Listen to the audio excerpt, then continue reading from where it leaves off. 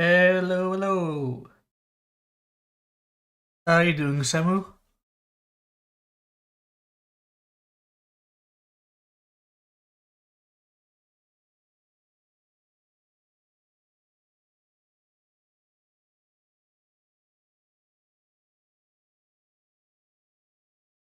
Well, I got some bad news.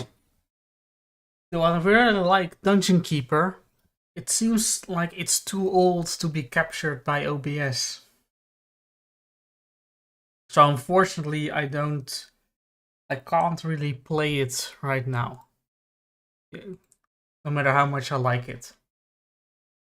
So, lying thumbnail aside, I think I'll play another Steam game instead. Because though I'll know though that will be captured. And I'm thinking about Terraria. Because it's a game that I can be captured.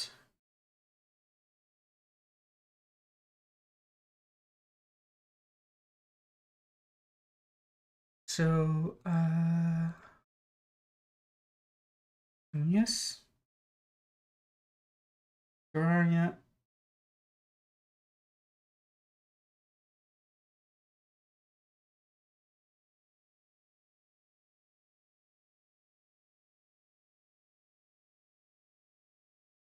Yeah, I see you.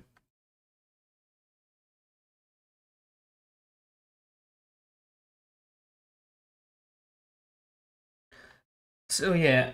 Um Oh, Terraria does that. That's all.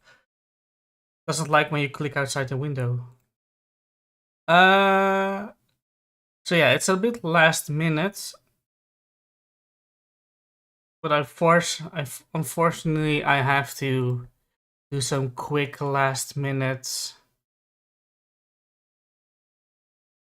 checking things.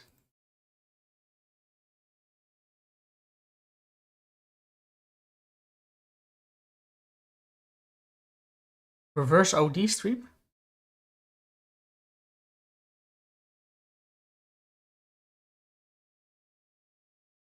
Well, you still tell me later. I'll just go to the big in show. Oh, Ellen. Talking to myself. I'll play in Terraria instead with some politics on the side.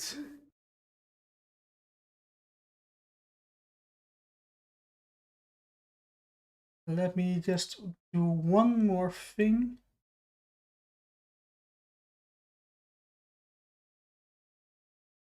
So yeah, well, you know what? I'll do some quick political explaining first. I'll do this, and they will ignore this woman and go over here. Elections. This party biggest, second, third, fourth, etc. This guy is the big winner. This is the defamed anti-Muslim, anti-immigration party, which I'm kind of sad about because I thought he would. I'm not a big fan of them. Next is Labour and Green Party combined. This was the government party. It got punished. You see 10. Oh, this is the seat. How many seats you get in the government, or in the, not in the government, Senate, something. Yeah.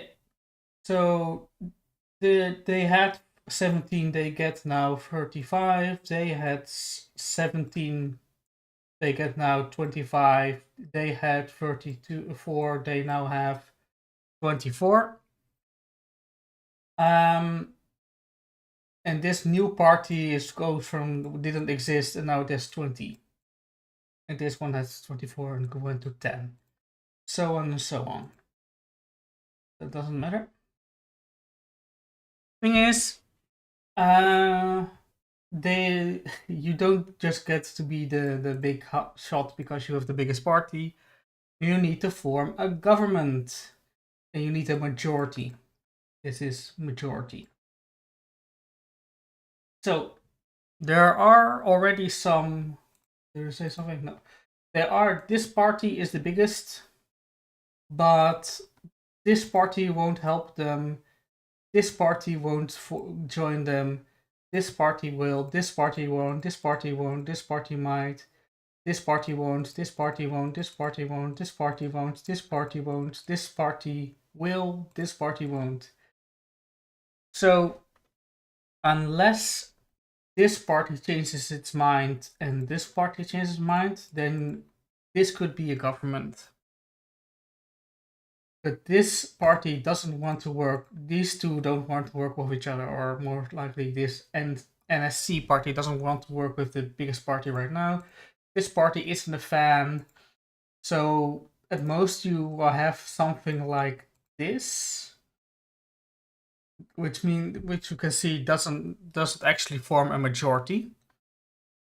So right now, quick politics. The second largest, the third largest, the fourth largest, and the fifth largest can form a government. David. We're doing Dutch government politics right now. Yeah. I can explain all about Dutch politics and the results kind of thus far. So if you have any questions, this is what it probably will look like for the government that will be formed, unless, like I said, this will happen. But these two parties don't like working with this party right now. So, like I said, unless something changes, this party will probably be the next government, form the government for the next 4 years. It will be complicated. 4 parties in forming a government. It would be neater, more tidy to have 3 parties. But it is how it is. The people have voted. I predict, big political analysts, that this will be the next government of the Netherlands. Any questions about what the parties stand for? I'll explain. I have the right to vote for it. Well, just vote. Just do what I say, right? Then everything will be fine. I'll give you a couple of dollars.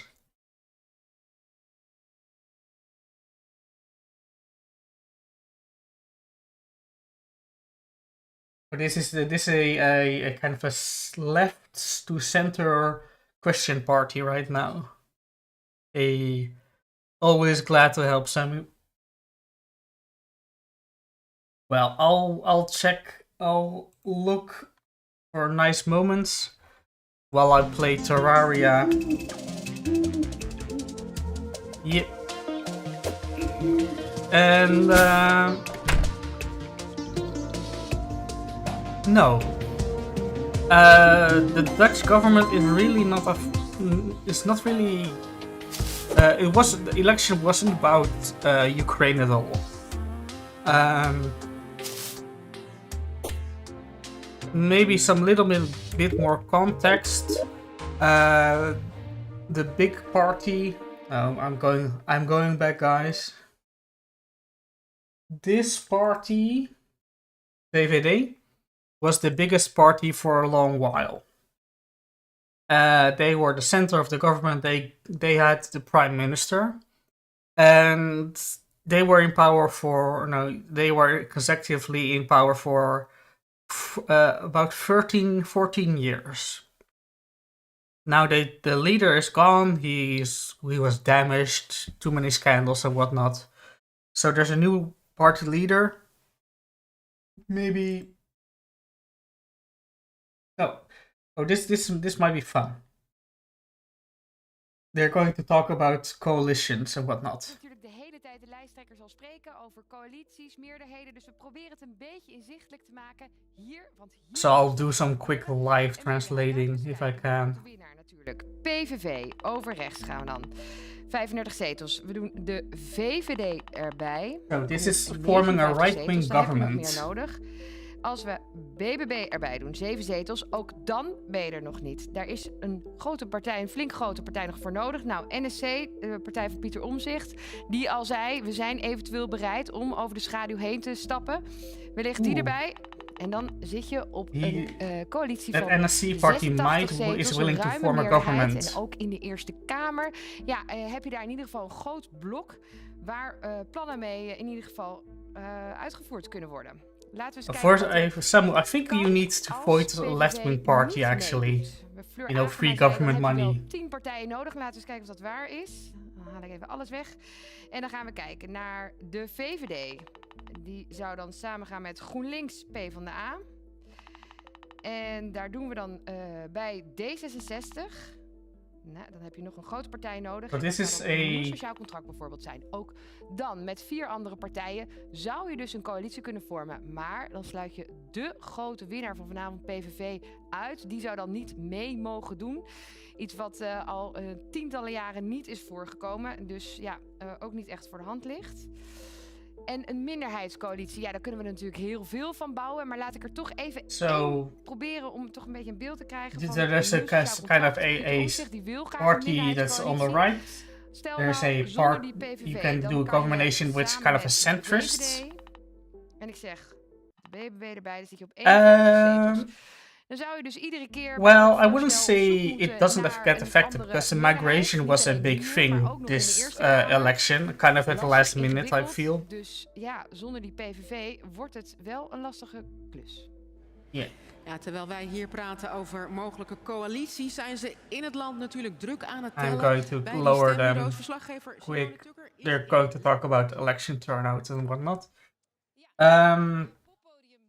So...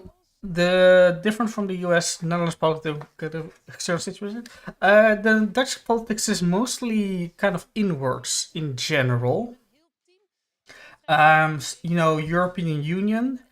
It's European Union stuff. Half of the laws of the European Union, or the half of the laws that are that get on the floor of that is voted on. Comes from the European Union, but still European Union is never really a big subject of in politics, unless of course you're bad on the right side, right on for the right party, right wing parties. Even say the Hamas and Israel conflict. Or the Palestine, the genocide of Gaza, isn't really a factor in this election.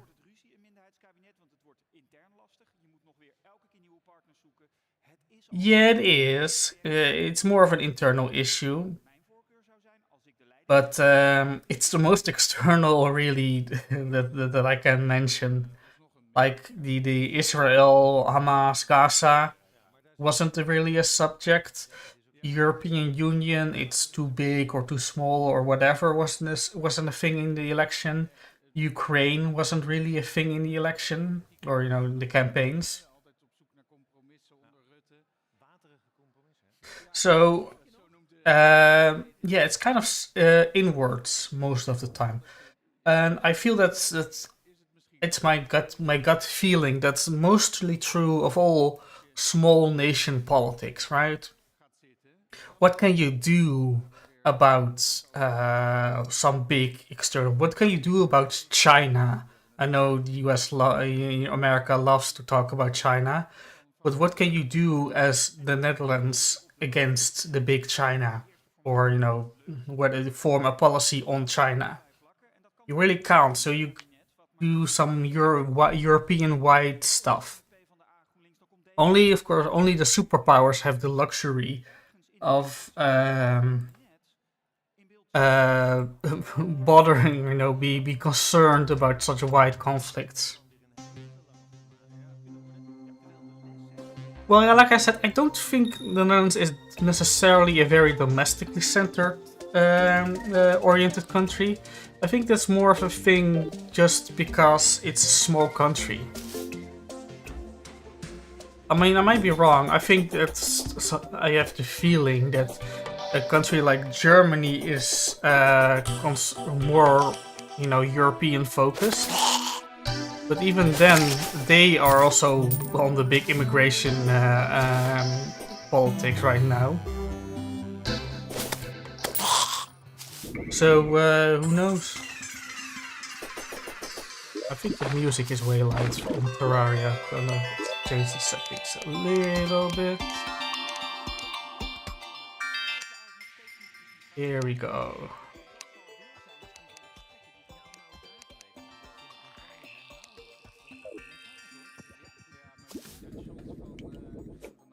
Because I assume all of you, or basically all of you, are from the US. Right? And that's of course a very different beast. No, you're not? Well, my youth.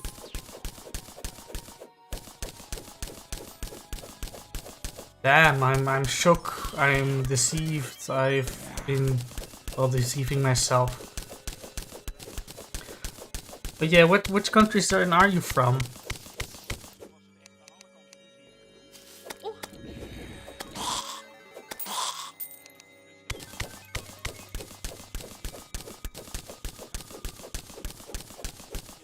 Because if you're something like, if you're from, well, say Poland, I think, your stance on Russia or something is very influential. Or is a factor in the elections, but I guess we in the Netherlands are mostly bordered by a sea, Germany. Yes. We're bordering a sea and very the stable nation of Germany, and a very another small country of Belgium.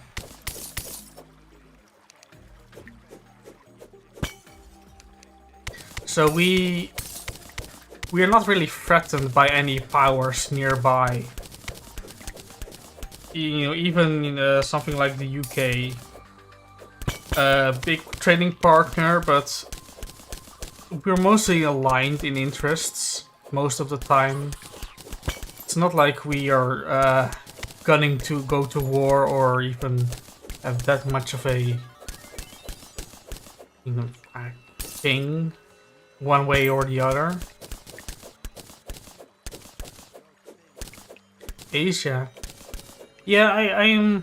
It's my understanding that there's a lot more tensions in Asia. So, what China is doing, what Japan is doing, what conflict is brewing in Myanmar or Burma is way more, fluid than over here, because we have the European Union and whatever. We complain a little bit about the European Union or something, but it's really not big Caribbean. Alright, yeah. At the moment, remembering where the Caribbean were exactly. So, but you're pretty close to the Netherlands. If you're in the Caribbean. If you know what I mean.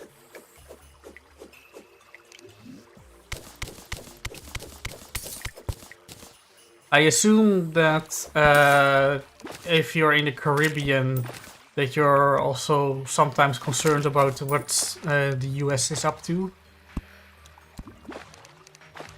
And it's not to say that me in a small nation Europe isn't concerned what the US is up to from time to time. But we have big European Union to take some hits. I guess that's a part of it. European Union is a big buffer for global powers to deal with.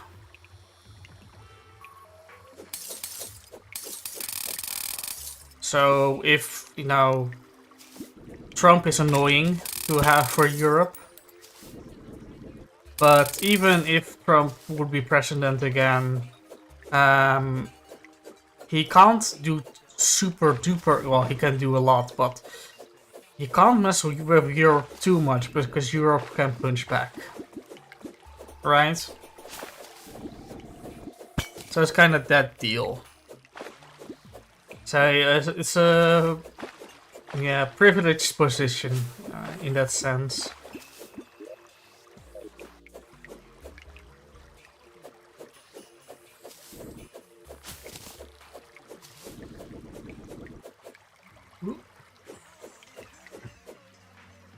By the way, I am looking for, you know, some... I'm just exploring a little bit in Terraria. I could defeat some boss, because I already defeated the, if you know Terraria, the queen bee in the dungeon, in the jungle I mean. Here.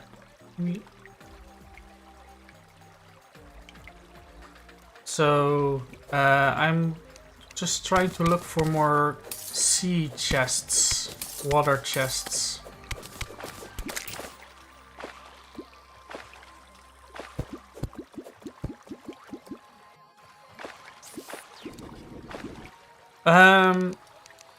Not really. Because in that sense, Europe feels more of a, you know, Russia is on the doorstep kind of pressure. So I feel that... One second, defeating a slime. I feel that Europe does feel more of an urge to do something about that. The US could just disengage and be, you know, fine, I guess.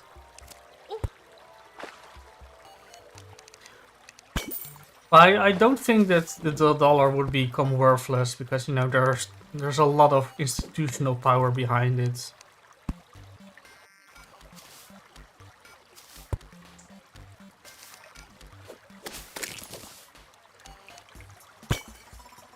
I'm kind of realizing that I might become an Hassan. Talking politics while playing idly playing games.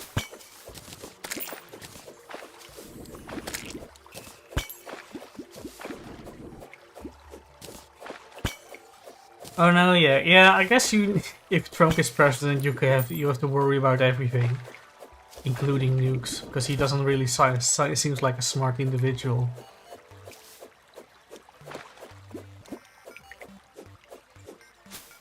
But I might just be very mean in a super progressive.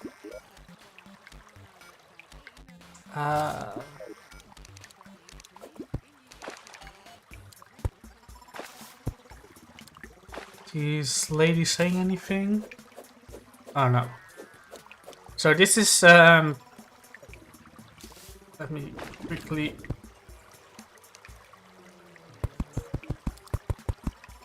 Yes. Let me just switch over real quick. input hebben. Dus ik heb nog goede hoop dat we het gaan redden. En dat we morgen gewoon nog lekker dat we onszelf in de kamer mogen handhaven. Maar het blijft heel spannend, dat moet ik toegeven. U werd net emotioneel, zag ik. Ja, ik word vooral emotioneel omdat ik zie hoe iedereen heel hard werkt. En bij eens een groot... 1 second, as if I tweak En ik this. zie dat iedereen een beetje ten neergeslagen is en het raakt mij heel erg. That's too loud. Dus probeert mee te geven dat we er nog niet zijn. Moet gewoon heel... This is kind of interesting, a diversity party in the sense that zijn we optimistisch en hoopvol. En dat zijn we ook nu. Ja, B1. Goed, SGP, stabiel, 3. Alright, never mind. Yeah, sorry, I'm reading chat and listening to in different languages and whatnot. Het is nog een voorlopige uitslag. Maybe a fun little side tangent. This party. Een dankbare lijsttrekker als ik kijk naar de uitslag voor de SGP. Daar waar je zoveel ziet veranderen. En het lijkt dat wij stabiel blijven. Zo. Denk ik dat we onze This party. onze kiezers echt Uh, stem weer hebben gegeven. This one here. Het lijkt erop dat u op You see, it doesn't have any change. This is an odd party. This is kind of a hardcore Christian party that believes the government is there under direction, set, ordered by God. Steeds ook omhoog. Christian God, of course. Moeten we een forse stap zetten. And thus, they will vote with the government on every law. Maar wij zijn dankbaar dat datgene wat we hadden, die 3 zetels, Unless it goes against some Bible Christian values of theirs. So if there are some taxes being changed, they don't care. If it's some weapon ban, they don't care. If it's some European import law, they don't care. If it's abortion, they will vote against it. en is ook niet aan ons. So they are kind of a secret. If you would form a government, 1 second. Imagine that. Nodig is. Yeah, you imagine this government, right? Oh no, sorry. Yeah. Imagine. Maar als je deze uitslagen ziet, is deze vraag. Say, imagine this government, right? You need alle kiezers achter hebben gekregen. 75 parties to have a majority. This party is kind of a secret. Een als dan Sorry. Ik ga daar nu niet op. If you have this, you don't have a majority with this. This isn't a real government. Wij kijken Yes. naar onze eigen So uitslag. this is kind of a secret free votes. Stoffer van If you yeah, this one. If you have this government, for example, this is kind of a secret majority vote for everything that isn't against Christian values. Meneer Dassen, u feliciteerde Geert Wilders met de overwinning. This maar er is- zat een hele dikke maar achter. Ook met een zwaar gemoed. Volt. De grootste partij van Yeah, so Nederland, they're die voor de Nexit is, die mensen yes, aanstaat, you're right, David. is. They're kind of a secret pro-government because the government is there placed by God. Dan, alle, Um, waar de I won't argue against that logic, I guess. met Volt voor staan. But it's a kind of an interesting secret majority vote party. Met elkaar debat But you can't count them on all the time because they might have some issue with de hele campagne maybe the people that vote for this secret pro-government party are old, they are Christian, they are conservative. So volgend jaar if you're going to vote, if you're going to do some big progressive action of some kind, they might vote against it. So they are. Tweede Kamer Oh, did the update? Maar toch, de Nederlander heeft hiervoor gestemd. Ja, en Let me jarenlang see. hebben politici These are still. problemen afgeschoven op Brussel en Europese successen hier geclaimd. Het is de hele campagne niet over het belang van die Europese samenwerking gegaan. Het is aan politici ook om te laten zien hoe iets belangrijk is, daar draagvlak voor te creëren. Dat So wordt- this party, en ja, I'll move on from the super Christian pro-government party to this party. This one is We hebben Volt, dit mogelijk gemaakt en u al... and this party is interesting. Oh, they lost the votes. They were 3. Now they just had 3. Now they have 2. This party is interesting. er zijn meerdere partijen die amper over Europa hebben gesproken. There's a Terwijl het zo vote. ontzettend belangrijk is, omdat ze allemaal weten This party is interesting because it's dat we die alleen maar in Europa kunnen party that exists in every European country. It's kind of a it's a political project in the very sense of the word, U bent because trots over de it uitslag van Volt's goal is to have representation in every national government, so they can do some, you know, pan-European coordinated political action. So this far, only in the Netherlands they are actually in the they have seats. Only in the Netherlands they have seats. So they are a pro-European party, and their goal is to have representation in every European nation, so they can be a kind of a European vote. I guess I should change the well, Terraria is still underground. I guess I think that I don't have to change the title. You know what? I'll leave him for now. I'll check if there's something different, really. Oh, they lost one. And they gained one. Here. Alright. I'll go ahead and play some more Terraria.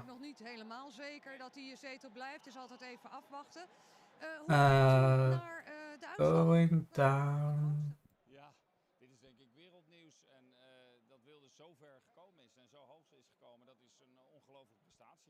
Yep.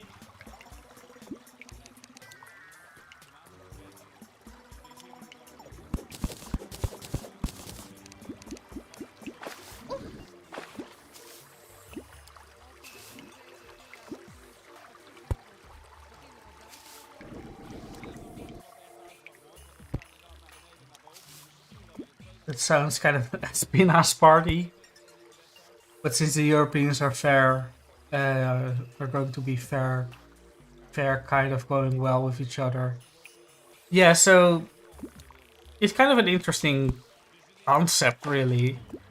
They are not... most European countries have laws against foreign capital money going into elections of their own, foreign money going into national elections. So Volt Netherlands is is still independent from Volt Italy and Volt Germany and so forth. So they did get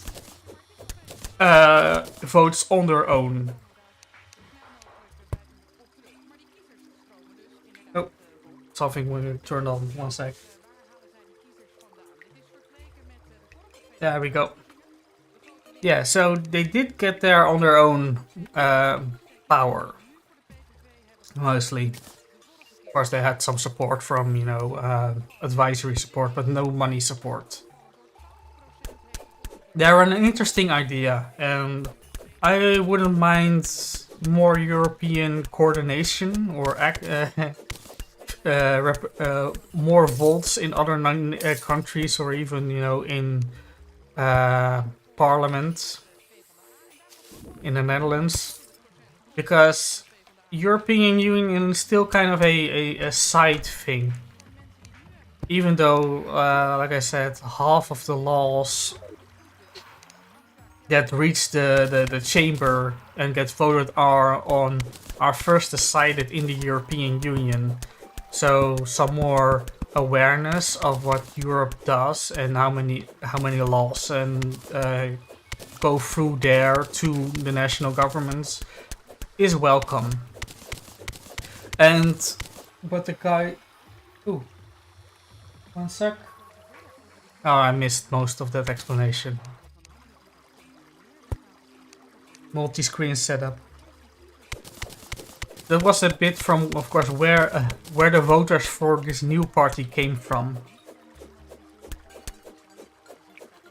Well, this is the second time they were in the elections in the Netherlands. So in the past 4 years, they didn't get promulgated first.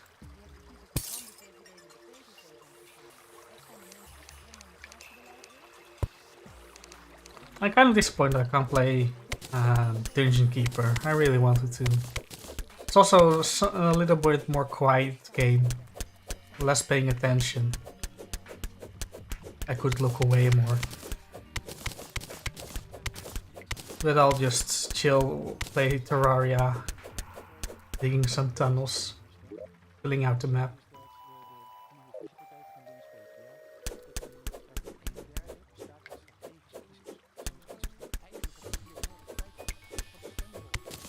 So yeah, by the way, my personal opinions about this election. I'm kind of... I died. I am kind of disappointed that the anti-immigrant party... that's odd. Once... Oh, never mind. It already went away. Sorry. That graph just on the screen where GroenLinks PvdA voters came from. As you might be able to tell from the very long name, it's a combination of first time the Green Party and the Labour Party just merged, and this is the first time they entered the elections. And from that little illustration, only 22% of the Green Party and 22% of the Labour Party voted for the Green Labour Party, with more of the party of the D66 voting now for the Green Labour Party, which is kind of a shame. But, you know, it's the first time, so they might, you know, need to gain some trust from the old hats.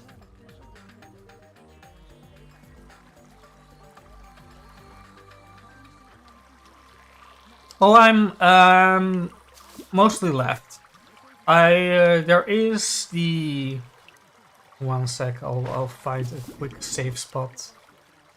Although I don't think time actually passes when I do this. So, going to over here. This is Labour Green. This is the Socialist Party. I'm not a big fan of the Socialist Party. I mostly vote for D66. If I just 1 second, I'll look some crude political graph. Komen we dan wellicht op het thema van leiderschap, dat mensen toch kijken naar Marijnissen en denken, nee, zij is het niet voor ons. We pakken toch Geert Wilders of we kiezen voor Omtzigt. Carola Schoor doet onderzoek naar de stijl van politieke leiders. Hoe kijkt u naar ze? Langs welke... So, let's go over here. Niet alleen naar ideeën, wat natuurlijk vrij gebruikelijk is in de politiek, kijkt en naar inhoud, center. ook naar, maar ik kijk ook naar hun optreden, manier van doen, het tonen. Alright. So, right, left, progressive, conservative. This party has still one seat in the chamber. It's left in the sense that it's a party for people who are older than 50 and they want pension, they want money, government money, so they're left. But they really don't care either way about progressive or conservative, they just want their pension money. The CDA is the just Christian party, and they are kind of, you know, a little bit conservative, a little bit to the right, and it's all fine. Christian Union, another Christian party, they are more of like, no, God, you know, Christ says we need to be kind to other people, and all that stuff. This party, this is not a party. Here's the super Christian party. They're, you see, right and conservative, but they aren't really out there in that sense because they don't, like I said, they don't care. The prime minister is there, placed by God, will vote for them, so they can't really be very, very far right because they just vote with everything. Then let's go to the other side. Here's Volt and SP. You see here that SP, Socialist Party, isn't super progressive. And that's because there are lots of old hats. Central, I'm progressive till we get to sex gender. So in that sense, you would mostly be in this. I guess in this. In Can you see the mouse? I don't think you can. Sorry. I'm very sorry. I'll capture the mouse. You see it? Oh, now you can. Yes.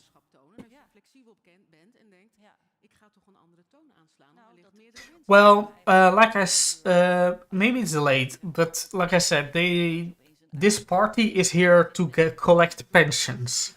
They want more pensions, and that makes them left because they want more government support in that sense. Otherwise, it's a issue party, if you know what that means. So they are there for pensions. And if it's not about pensions, they will vote for one way or the other, but that's their thing. And I guess if you place pensions on the left side of the political compass, the political spectrum, then they are left. But they're neither progressive or conservative. That's maybe I should mention. Left and right is purely on social economics, right? Right, pay it for yourself, you greedy bastard. Left is, we'll give every government cent we have to you for sitting around. That makes them left, but it doesn't make them conservative, that doesn't make them progressive. So they're, well, here you see a little bit conservative because they're old, but they're there for the pensions. So here they're CDA here is slightly more right wing. You need to pay up a little bit. They're like a little bit conservative. Get out, please. Christian Union is a little bit more left. Oh, we should. Christ says we should give to the people. Progressive. Christ said we need to be kind to others. Socialist Party left is left, of course. It's somewhat progressive, but they are kind of a old hat party of the old socialists. So they are not very progressive in that sense. Labour is of course is a little bit more progressive.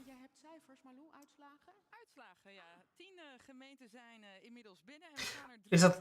Well, I'm afraid then it's kind of lagged. It might just be where I'm reading the comments on. 1 second. Oh no, I can't. It might. I mean, I'm talking a lot and looking at my images, so it might just be a while before I see the question. So when I stopped talking, I saw your comment about stream lagging. If that helps. So I'm going to continue. Socialist Party, Labour Party, Volt, pro-European, somewhat progressive, Europeanized, etc. The Greens are, of course, left. They are, of course, progressive. This is a animal welfare party, and they want to basically say no more meat for anybody. Animals are almost above humans, whatnot, and nature is very important. So they share some similarities with the Greens, but Greens don't really care about animals. D66 is the most progressive, but as you can see, they're not as left. More progressive, less left. They are, big, gay marriage, education, protections, and all that stuff. But you need to pay a little bit of money to get them. In that sense. Well, of course, something like the Animal Welfare Party doesn't really will pay for you. Let's go to the right side. Dan met de volgorde ook hier. Um, Dan is het nipt, want de SGP staat let this party, VVD, 22. Het ligt dicht bij elkaar, maar ook hier dus PVV 3 keer de grootste. looks Netherlands politics have more unique than. Well, I if we compare to say the American politics, right? That's just left right, and there's more left and more right. And if you would zoom in, there's I think the same compass, the same graph would show up for American politics, but it's always condensed into two parties. So you really can't get away from that. Well, if you have a parliamentarian democracy with proportional representation voting, you get more parties with more niche things going on, which leads to things like the weird Christian party that always votes with the government, a party that only cares about their own pensions, a party that only cares about animal welfare. Stuff like that. A party that only really is there for more European unity. Let's go over here. VVD, they are the typical big business, big money party, the libertarians in the European context. They are the ones that always were the biggest. They always had the prime minister. This party had the prime minister for 13, 14 years. Well, next up, PVV. They are the big winners now. And I will go into that later as to why. But they are most known for their big anti-Muslim, anti-immigration party. Next up, they're kind of hidden over here, but this is Forum for Democracy. And I'll be blunt and say they're just a Russian puppet and say vaccines are fake.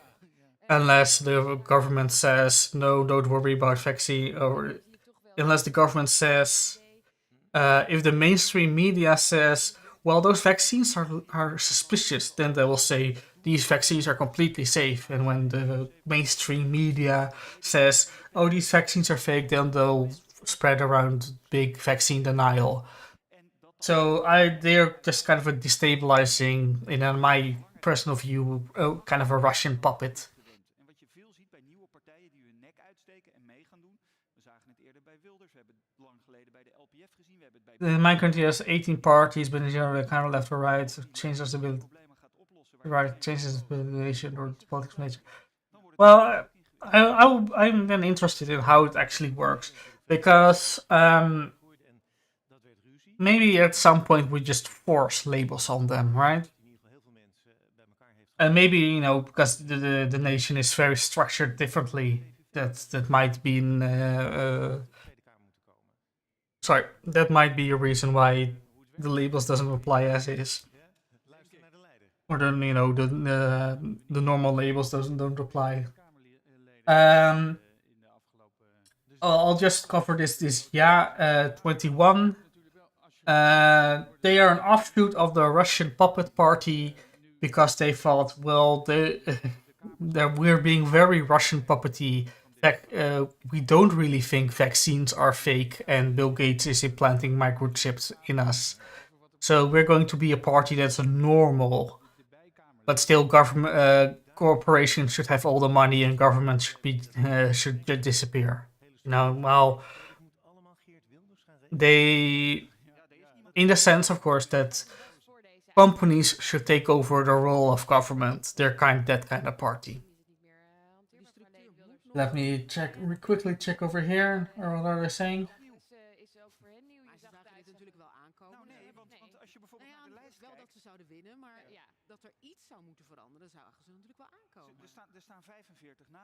Right, they're just talking about that the ruling parties, which were these guys.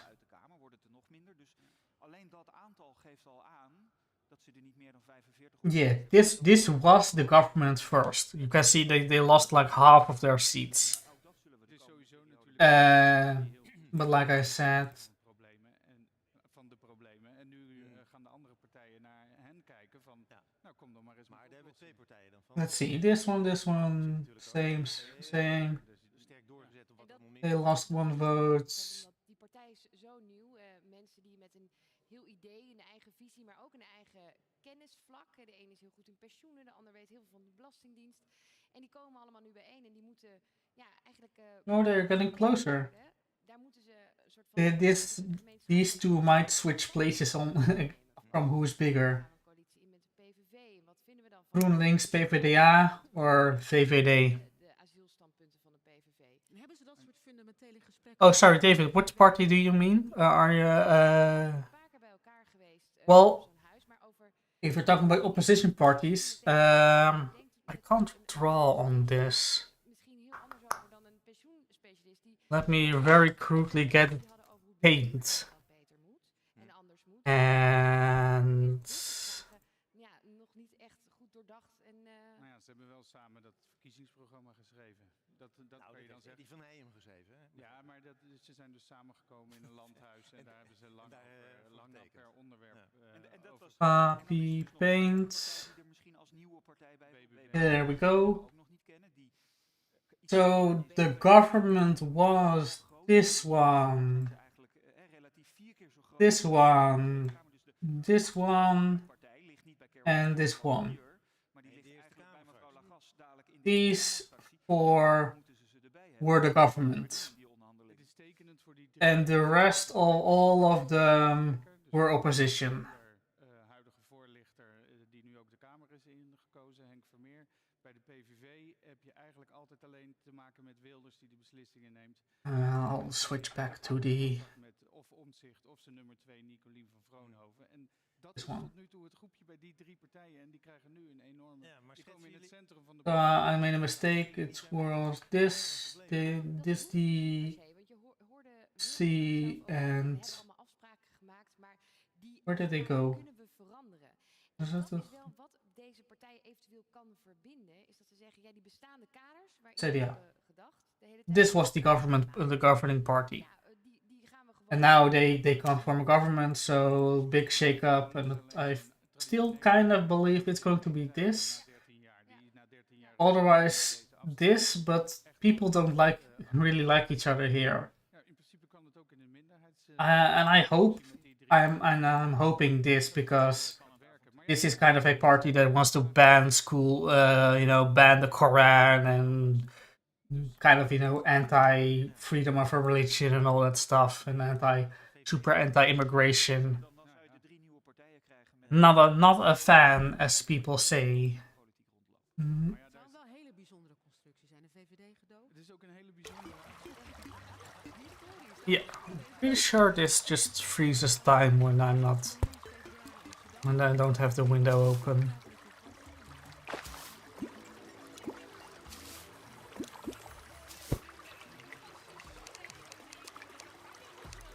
Like, people lean more towards the middle. Well, which might be interesting. Explaining big political movements in a country. The Netherlands is in general kinda anti-immigration, and they lean kinda center-right-ish. The thing is that, especially the regular center-right party of VVD, the big one that had the prime minister, just kind of was in power for too long, and people wanted something different. And that something different was just, kind of the person that would scream the loudest. Oh, sorry. Because there was a graph earlier on, before I started the stream, I think, that was what would people, the people want? What kind of government? And like half of them, over half of them wanted a right-wing party. So the Netherlands is more sympathetic, I guess, to a right-wing party over a left-wing party. I wanted a left-wing party over a kind of more, over a centrist party, because the past governments have been center-right for a... Yeah, center-right has been in power for a very long time. And I don't think a more right-wing party is the solution to a center-right party. Center-right government, right? That's my silly opinion. I think going left is more of a change than going more right. Doing more of the same, in my opinion. But the people disagree and they went further right. Because, they say still that, oh no, that center-right party that gives, that loves companies, that love big money, they were too left. They were quite centrist and kind of, screwed a bunch of people over.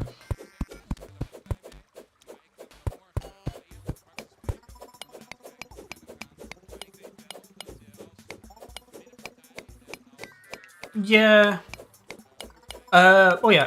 Slightly more context, I guess.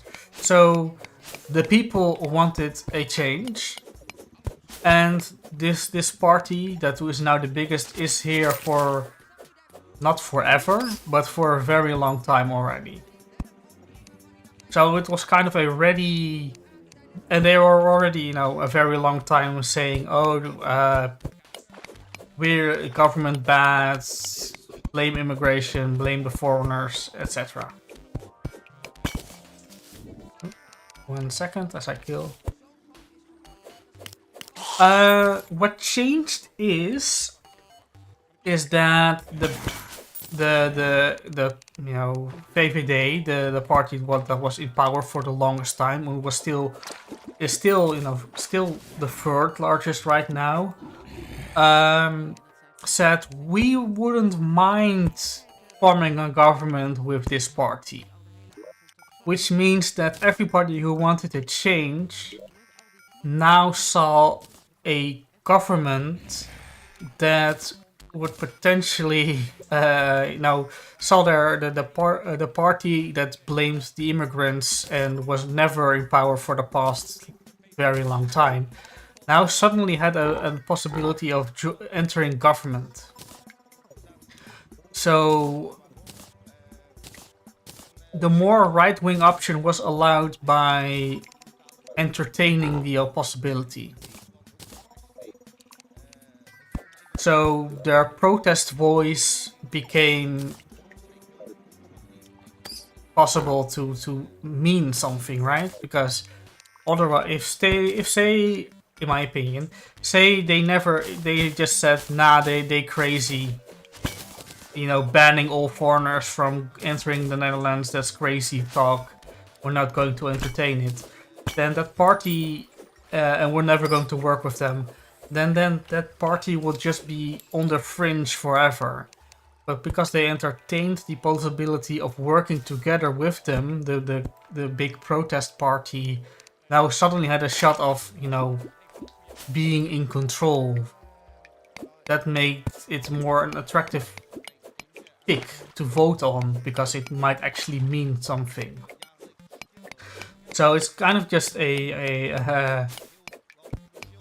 by entertaining the possibility that they might form a government together, it made it more permissible, in a sense, to vote for them. You get what I'm saying? The option that would never ever happen, so don't even bother, was now suddenly, oh, it might happen, so why not try and vote for it?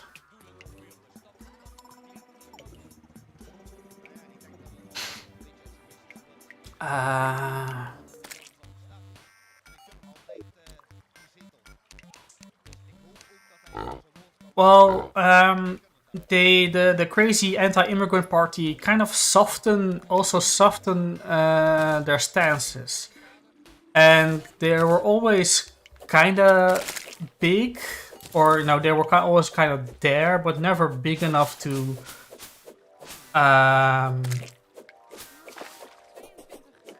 they were never big. You could always ignore them. But now, and because they were always going to be an opposition party, they would never ever get into government. They would never ever have real influences. So why even try vote for them? Because it's never going to matter. But now suddenly they were in the running, so you could now vote, and they might be in power. Yeah. So in my political analysis, because they were entertained as a viable government partner, they were you now could vote for them in the hopes they would be in power. Well, before it was just a pure protest pure protest vote, which ultimately wouldn't mean they would get in power, but you voted for them, so you voted for them, so the party leader could be in parliament screaming, "The people voted for me," and etc. etc.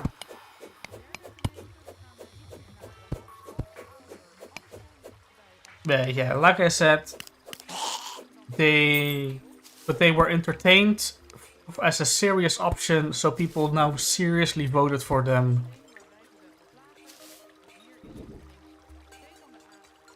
I'm not sure what you mean by foam farting maneuver. PVV was a kind of an extreme party so it was always a fringe party, but it had popularity.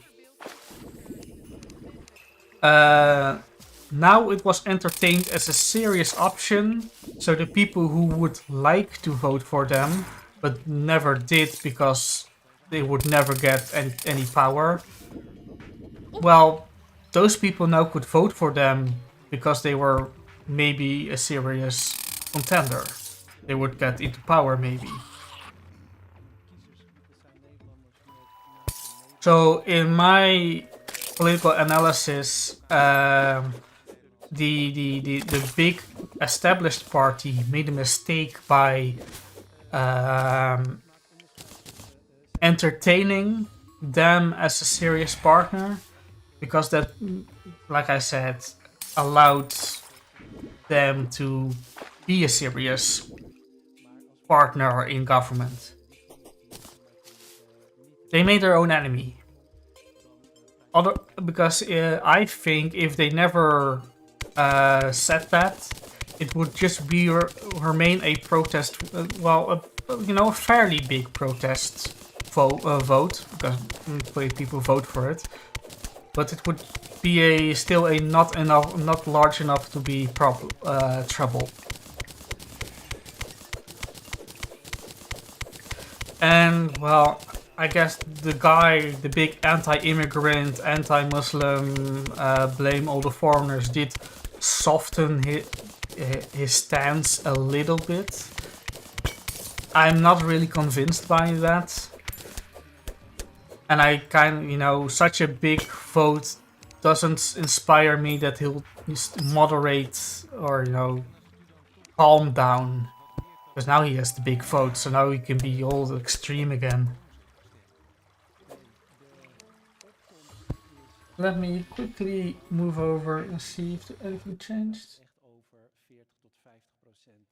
En dat kun je zien ook aan bijvoorbeeld een stad als Rotterdam, waar een groep mensen met een migratieachtergrond woont. Not much has changed. These are still fairly close. Nee, doen komt het dat die mensen niet gaan stemmen, dan zie They're je talking about dat non-voters te maken heeft met on the big screen. politiek, vertrouwen in politici. En we hebben daar ook een deel dat het gewoon niet werkt. Ja, vooral die lage overlijden. But yeah, people were looking for a protest vote, a vote against established government, because established government has been the same thing, the same old politicians for the past 13 years. So they wanted to vote for something else. And the guy who was there for, yeah, of course, the irony of voting for the guy who is there for now coming up to 20 years. The guy who is there 20 years is now the guy that is the protest vote. I'm not going to... I don't see any... Can I... Vinden wij dat ze welkom zijn, maar voor de rest, nou ja, is het 1 second. Because, David, I see they still hold different views, but they suddenly change their mind and want to join the ruling partner. There's nothing sort of problem, so it's a vote far maneuver.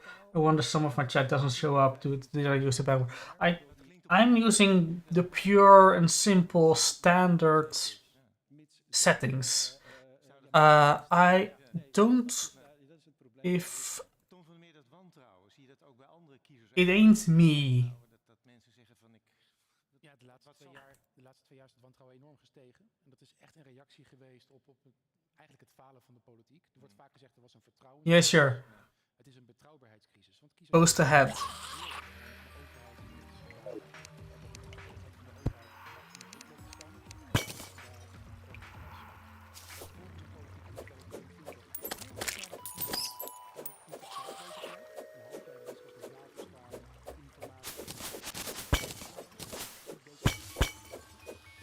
I'm sure you're not saying something outrageously offensive.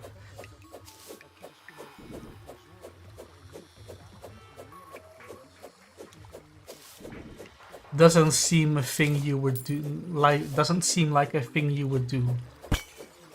Although with the long silence from the chat, I assume it didn't work.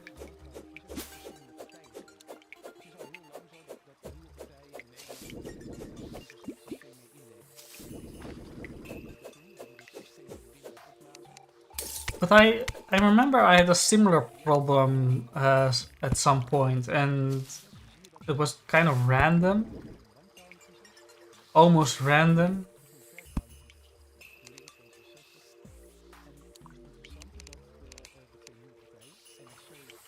Rest assured, I don't have any word filters set up. So it's something YouTube doesn't like.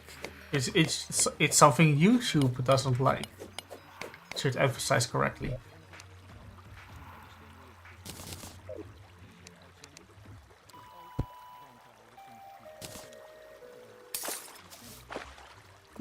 Maybe rephrase it into something more general?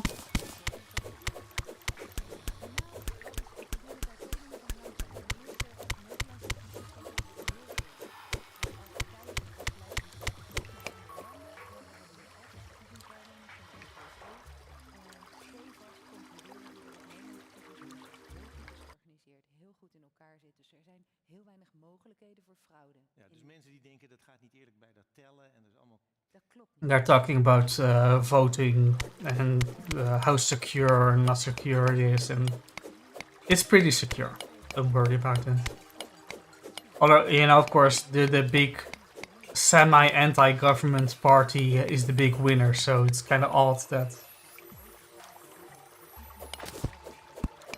Yeah, the semi-anti-government party won big time, so it's kind of odd to think that there will be voter fraud against the anti... You know what I mean. Why would the anti-government party win an election where there's voter fraud by the government.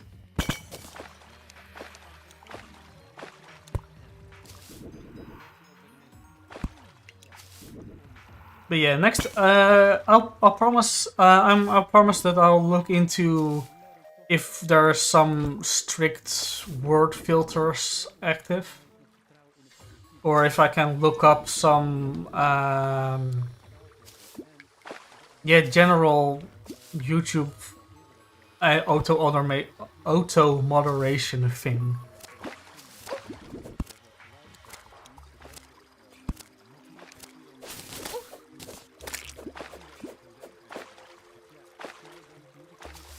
Oh yeah.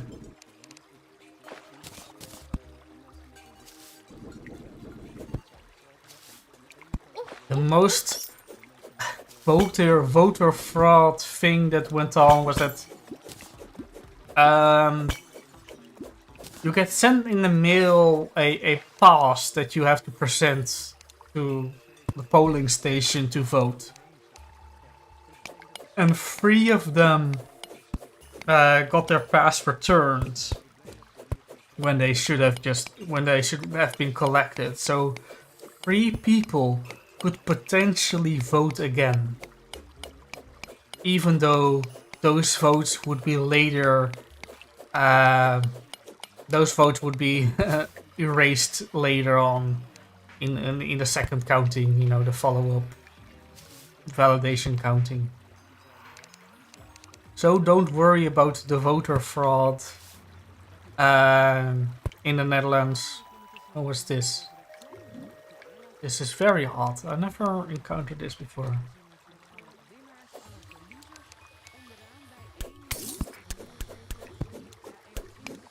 That's very odd. Hey Samu, you missed a little bit. Maybe more Dutch politicking. And David being struck by the YouTube filters. And I can't... It's not me, I promise.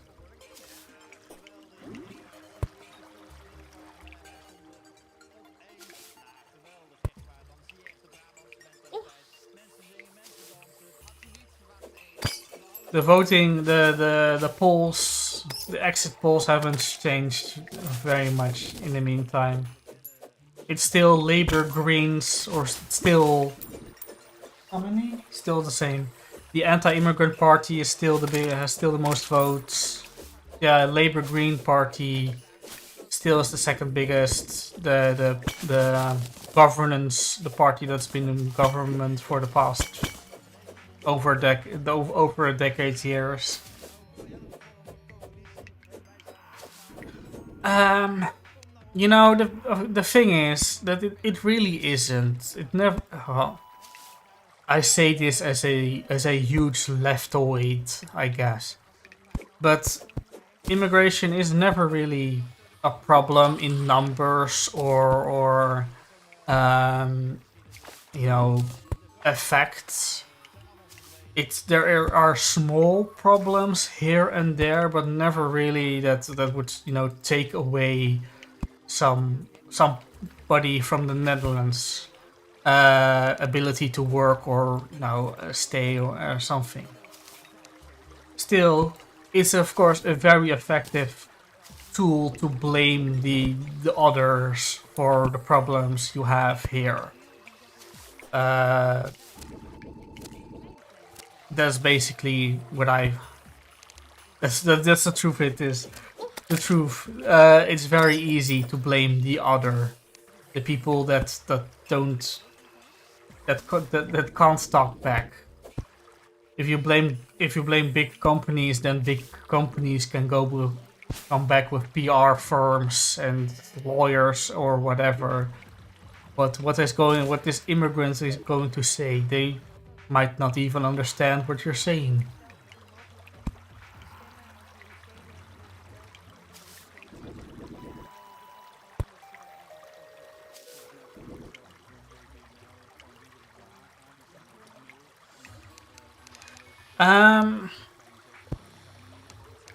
So what makes it different then is that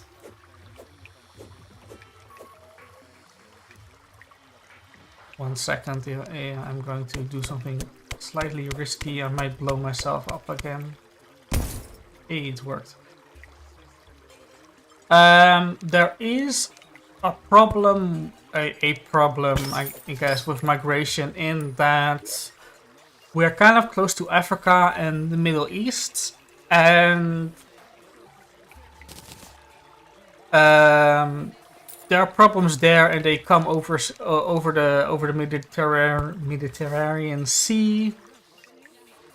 They come to Europe because Europe is safe and rich, and some of them don't get a job, or because they don't really speak the language or don't have the skills. And in that sense, they take up housing. Housing is tight here. Housing problems. Not enough houses for people. So houses are more expensive. And then you see the immigrants taking up houses because they're immigrants and not because they've earned it with money and stuff. So that irks people. And there's of course the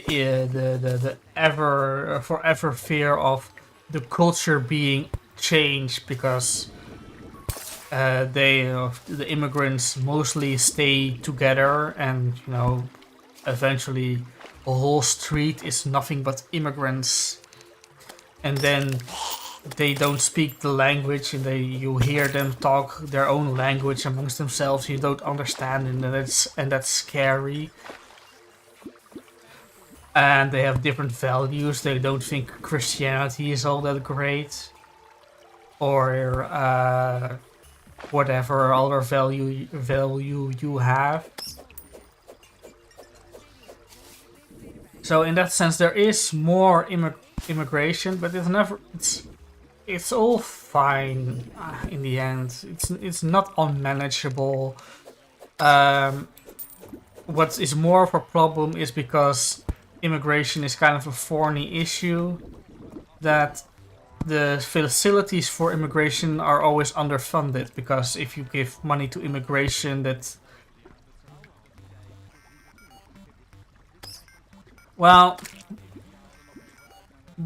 kind of a thing that in my opinion, people want it both ways, right? They want immigrants to stay in their lane and do dirty jobs and they don't care about. And they don't want them because they are weird and they smell weird and they talk weird. Also, there's a big conflation of, refugees and people who come here because Europe is rich. There are people here that come here to work and,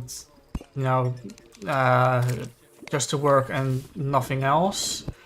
And they all get lumped into the big word of immigrant. Oh, I didn't die. So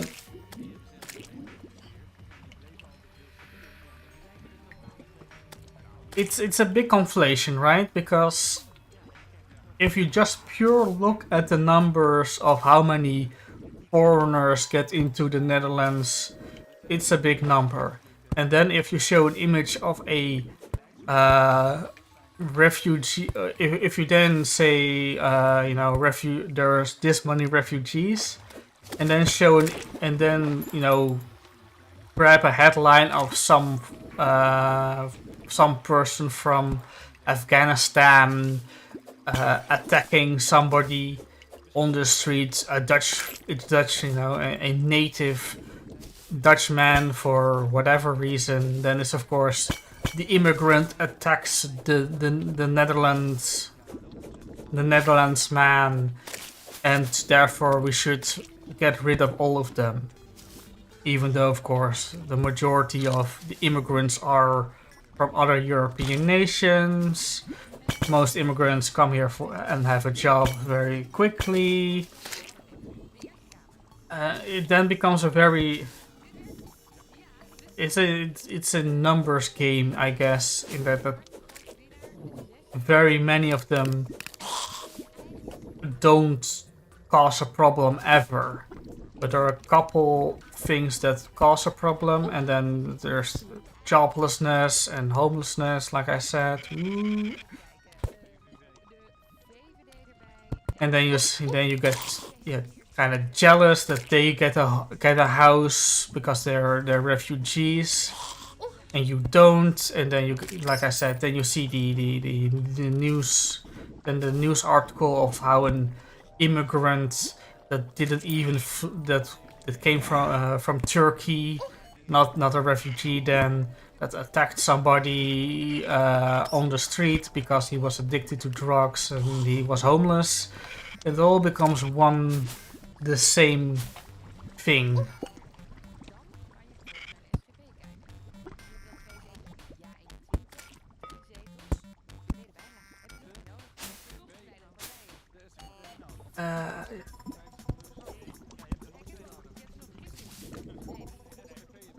But still, if all immigrants would indeed go away today, the Netherlands wouldn't have any war. Nothing would get done. But that's the kind of the hypocrisy, I guess.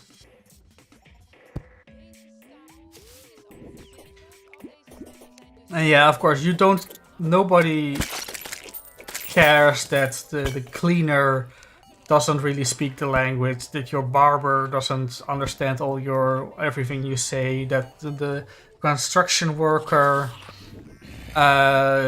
just knows their build house, and that's all he needs to know. That's not an issue, but it gets scary when people talk in the street in a scary language you don't know. And then you feel attacked and threatened and all that stuff. Of course, a lot of politics is, of course, feelings, not facts. No matter what people who say they're only working on facts and logics, they're lying. They're always as much guided by emotions of fear and whatnot.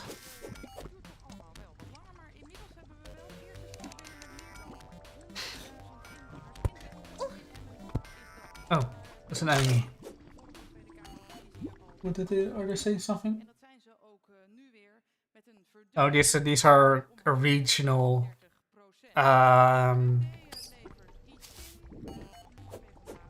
counties, I guess I would translate them as. Results from individual counties.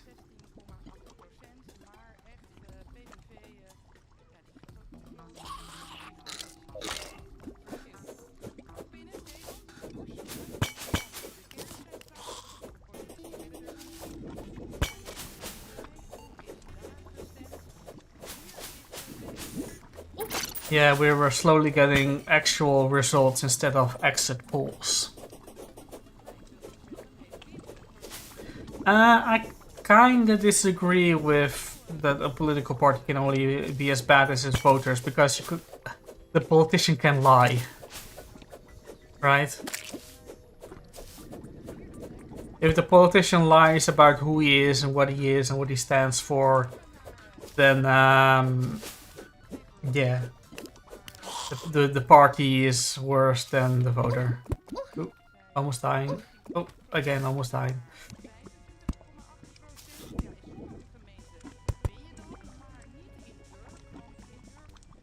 Ooh.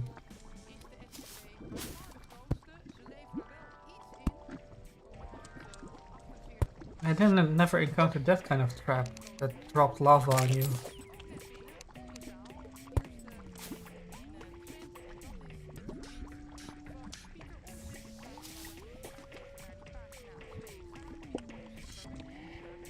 Hello, fairy.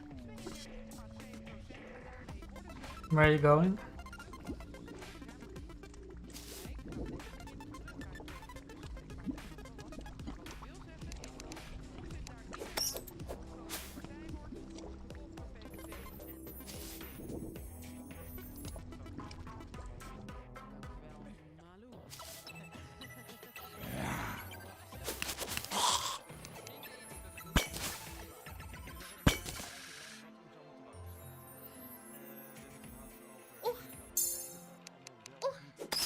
nothing.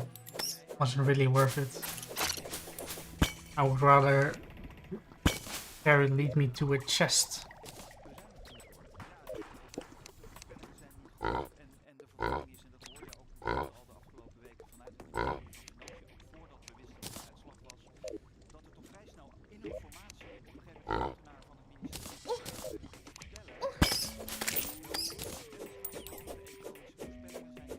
Nah, I would never really blame the voter for outright deceit. But sometimes, of course, a party lies or lies about, and they don't have the information, or they're never granted the possibility to get the right information because, like, from what I understand, Fox News is big, right? Oh. Fox News is big, and if you get your news from Fox News, you never have a chance of learning anything else. And if you only ever told that Fox News is trustworthy, then you'll never hear otherwise, and you'll never even get a chance really of learning that things can be different.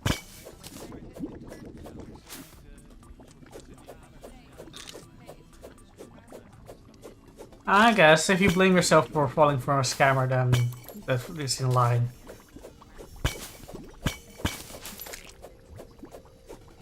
I mean, I'm not going to. It's a semi-valid opinion. Semi-valid. I don't necessarily agree. I feel that people can be deceived and be led into a situation where they're constantly deceived, where they're not granted the opportunity to learn the truth.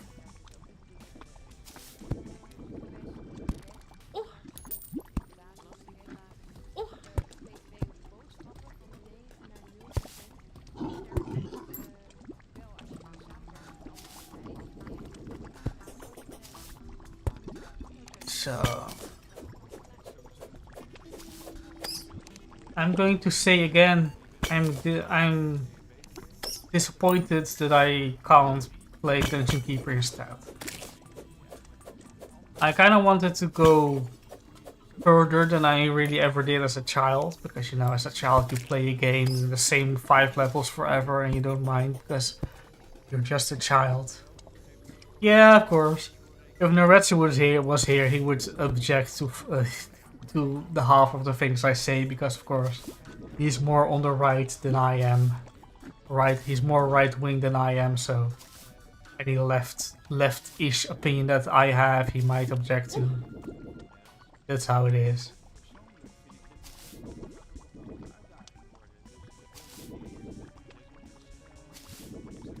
The Netherworlds is mostly fine. I think he's sometimes a little bit cares a little bit too much about the guns and not enough about the people who get shot by the guns. But hey, that's a matter of priorities. See, I need Naretsu to help with my pronunciation, so I'm bad at it.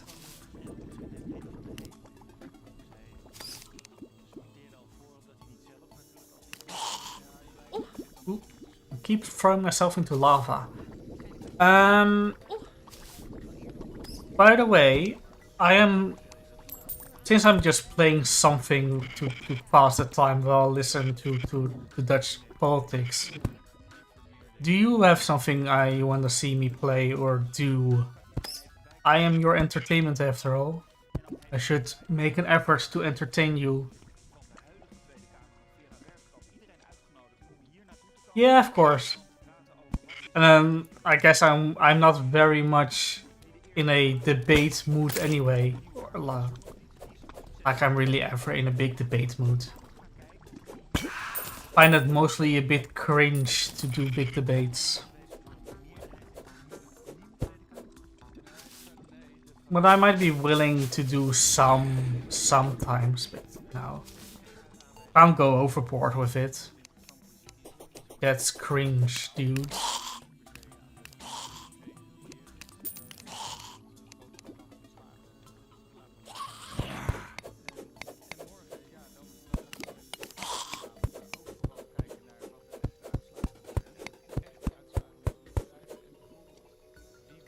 Ooh, by the way, don't tell Naretsu.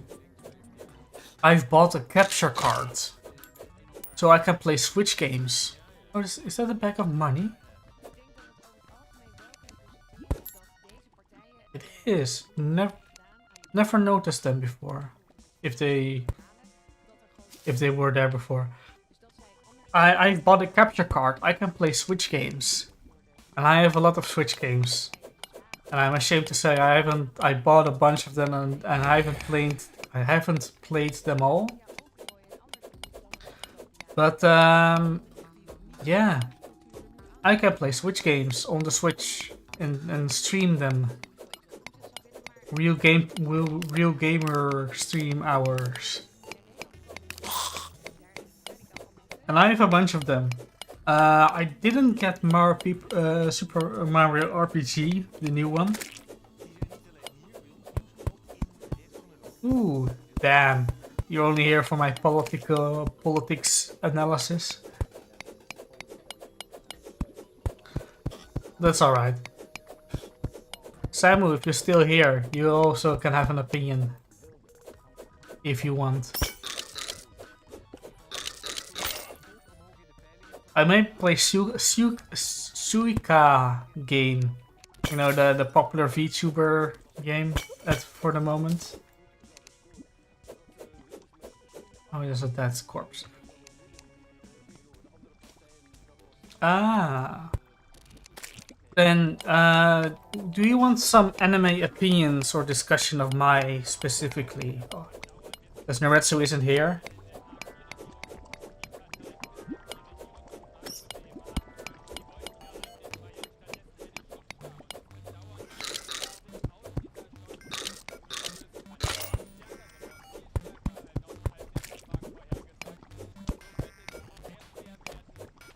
Sorry, I'm still bad at streaming. I'm quiet too often, I know.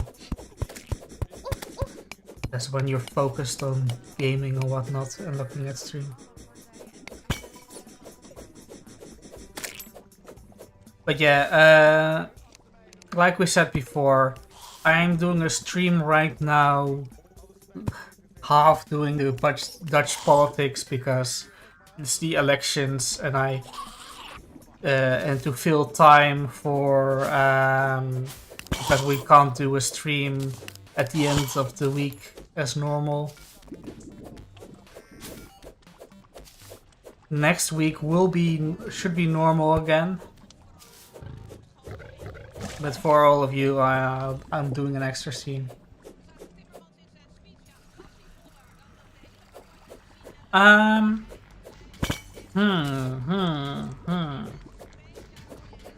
You know, I really should read more manga again.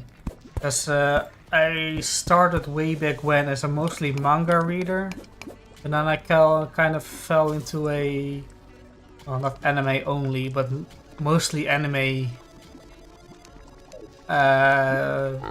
consumption. Let me just throw something away. Yes. Yes. I should read more manga really than I am.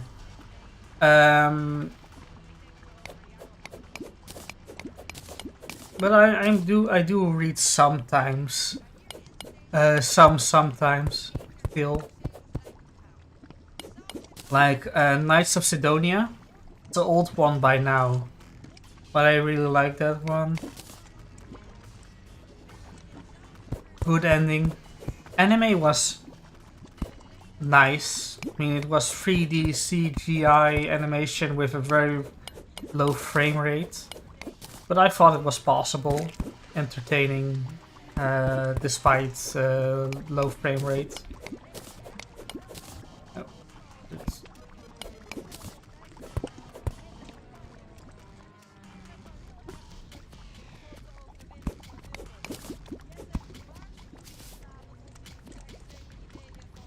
killing it. Do you know of Knights of Sidonia? Goblin army. I'll go home.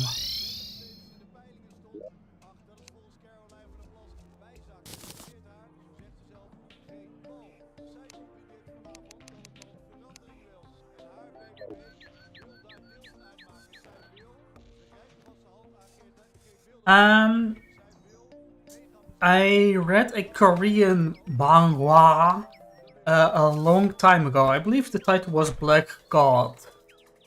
I liked that one. It got weird at some point, and I believe it stopped updating some time later, so I dropped it for that reason.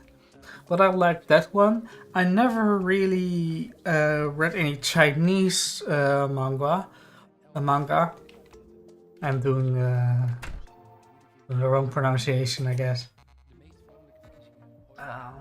I'll save you from the Goblin Army of the East by going west.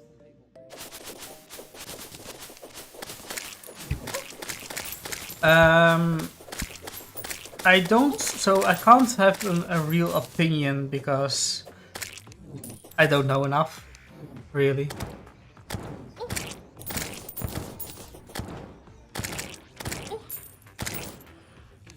But I'm not inherently anti non-Japanese manga. I just never really get to read them, or give myself the chance to read them. But I heard that something like Dr. Stone is actually illustrated by a Korean artist. And looking back, I suppose you can, afterwards tell that it's made not by a Japanese author or illustrator, but not necessarily, not right away, because there are too many different styles of manga. So it's kind of hard to even say that. It's hard to nail down a style or say that it's Korean from the beginning.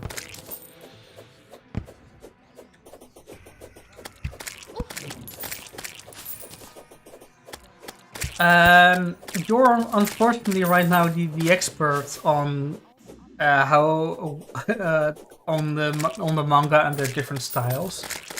I can believe there are different nuances to them.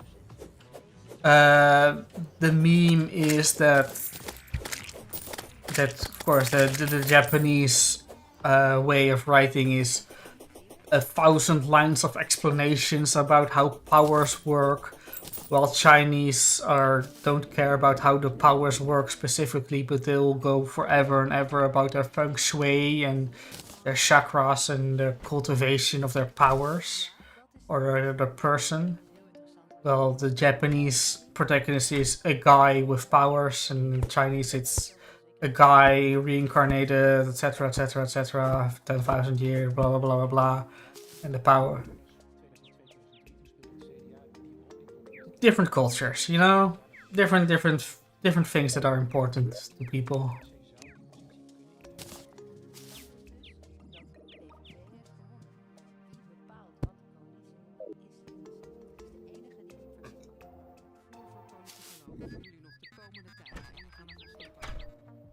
By the way, the offer of Knights of Sidonia and Blame Lama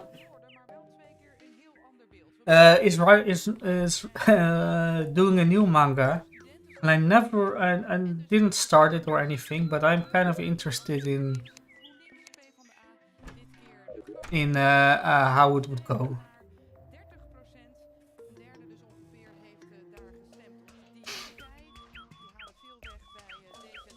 I might be delayed right now, but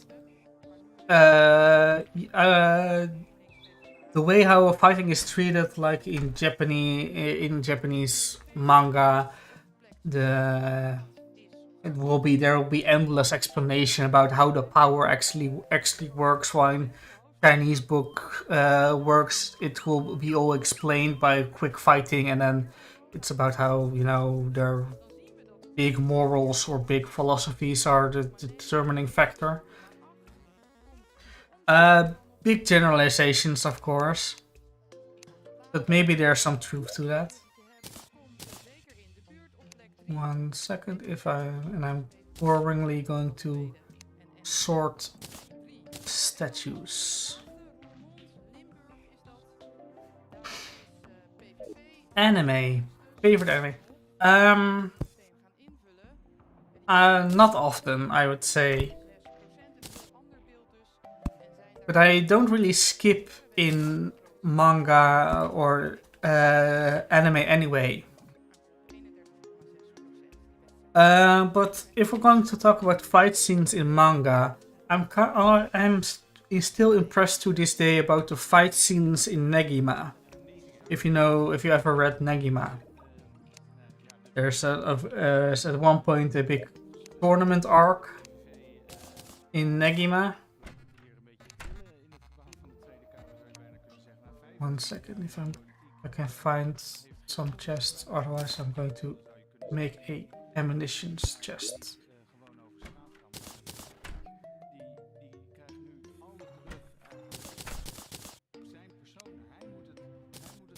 Sorry, I'm getting distracted, I know. There's a tournament arc in Negima. And I've always been impressed about how the tournament arc was handled. Or not how the tournament arc was handled, the fight scenes in the tournament arc in Magical World. Because it really there was a lot of choreography, you know what I mean, in them. You could tell which way they were moving, which way they fought, they went this way, that way. This is terrible to do while you're thinking about reorganizing chests.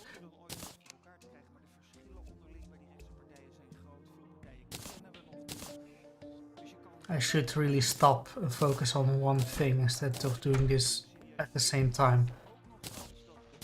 But I'm a sinful man.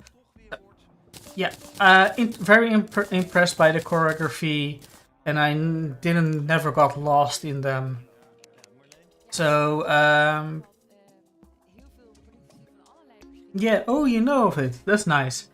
The fight with Ranka, right, in the Colosseum, when Negima gets his lightning form. That's the fight scenes that I'm talking about, specifically right now.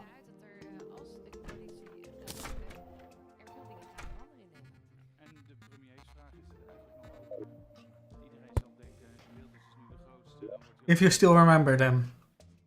I don't know, it's been a while for me also. Years since I read them, so I won't hold it against anybody if you don't remember anymore. Check sort.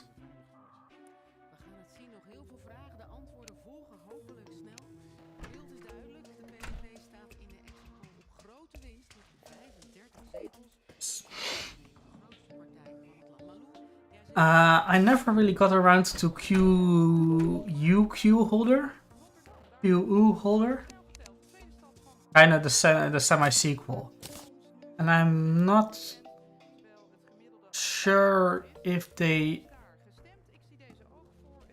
ever continued that since the guy went into politics. Do you have that thing? No. Oh, big city.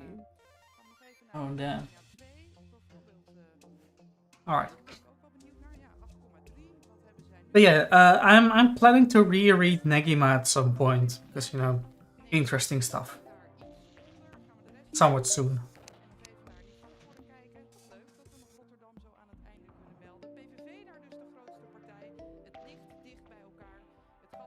Yeah, that's just no, not even expectations. That's knowing the conventions of the media. If you know, yeah, that's it basically, right? If you know the conventions, if you know what's expected, then you can almost skip over those parts and go to the important things. But to another culture, it isn't. Something else is the important thing and the expected thing, and so the cycle goes on. I guess you don't need to explain it to an American that the government is corrupt. That's expected for the American. Something like that, I guess.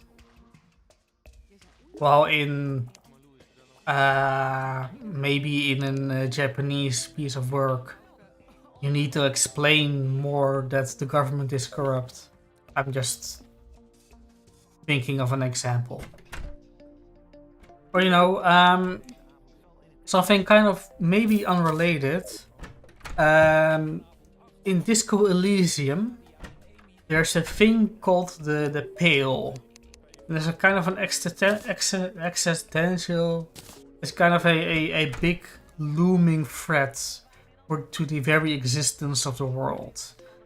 And when I read that, my first thought was, oh, this is about rising. This is about rising sea levels, because to me that is that is a threat to my very existence, a threat to my world. Later I discovered it's not that, at least in the story, but my experience of that being the biggest threat that I could ever think of tells something about my culture. La la la, I'm searching for a fishing pole. I know I made one at some point. Oh, maybe it's in here. Shit. Too and then. Yeah. Yeah, like I said. Disco Elysium. Big big threat to the very existence. Disco Elysium is a game. It's a game where you are a detective and you're kind of messed up and you're almost the worst that's ever been. But you have to struggle through. That's life. Skipping over things. The world is slowly coming to an end and nobody is really... I'm gonna try this one. And nobody is really ready to face that.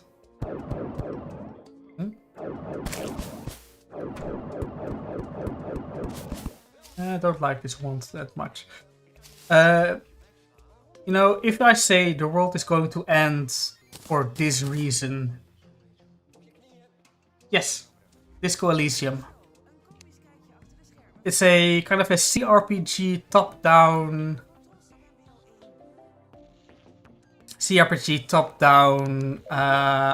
RPG where you have massive control about your character and you can go into 1,000 different narrative directions. Very cool.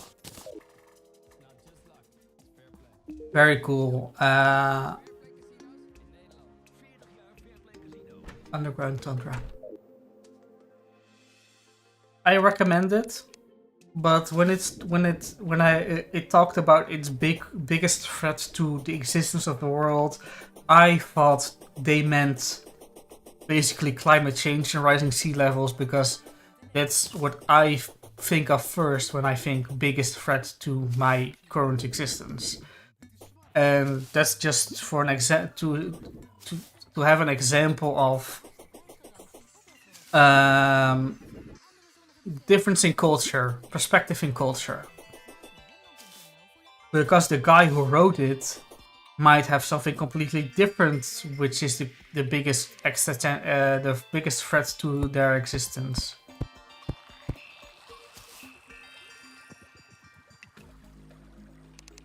It talked about something that was slowly approaching and was unstoppable. It was going to happen and nobody really... Everybody knew, but nobody could or wanted really to stop it. And that feels to me like rising sea levels, climate change. And it was a thing that was approaching. A thing that would come and erase everything.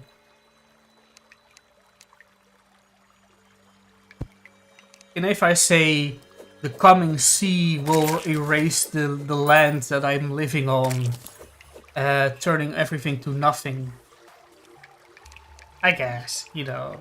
But I'm less worried about the sun than I'm about, you know, my house that is maybe under the sea levels.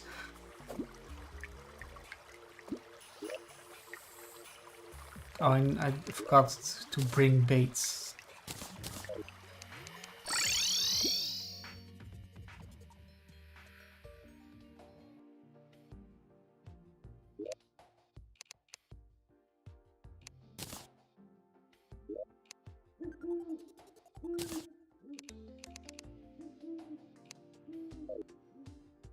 What do you think of something that is slowly approaching, erasing everything?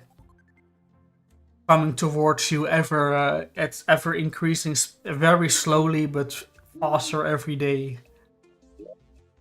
My first thought was, oh, that's the sea that's coming and going to kill us all. But you know, I accept that there are other things that may happen or that you might be thinking of when you hear that.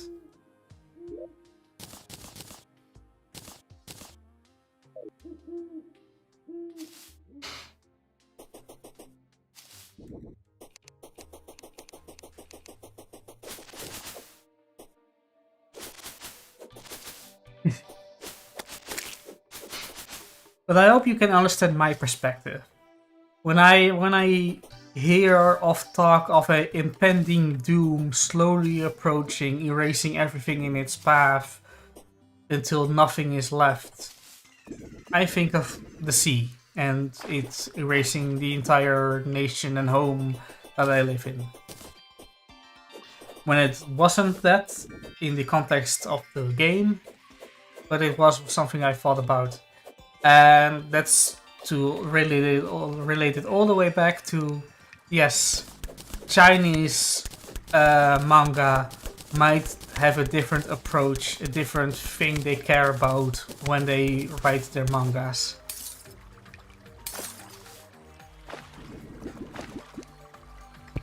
Very long about, very winding path to this.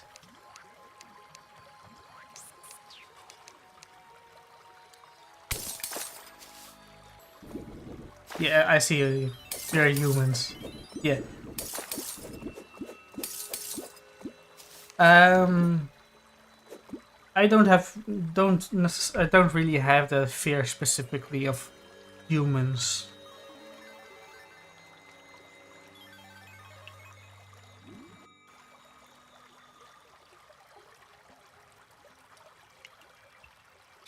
Fishing.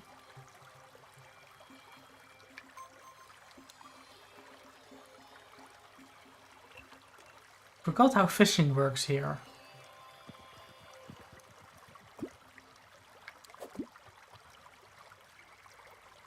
Do I need a larger pool of water?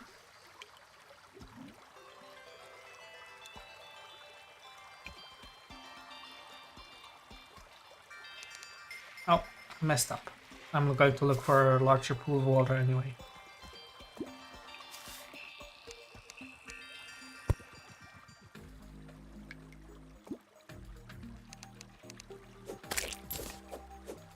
Oh, Samu, you live in a sea. You live close to the sea as well. Do you fear the rising sea and see it as in a slow and impending doom?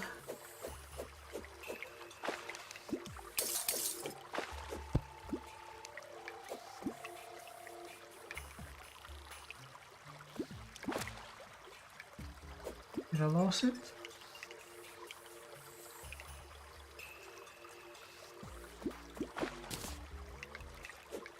Alright, that worked at least. But yeah, maybe we should leave the topic of slow and impending doom for another time. Yes, I needed to catch some weird creature. It's not this one.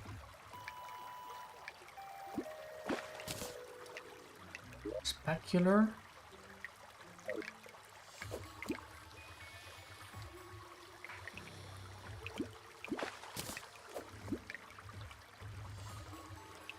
The fear of other humans. No, not really. Not in that sense.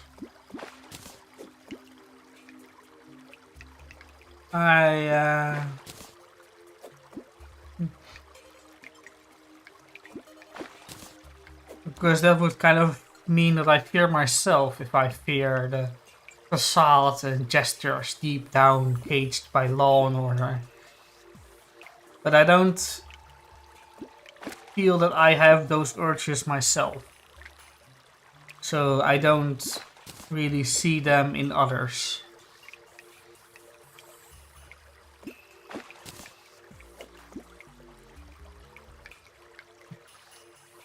I'm glad to see that Samu shares the same fears that I have.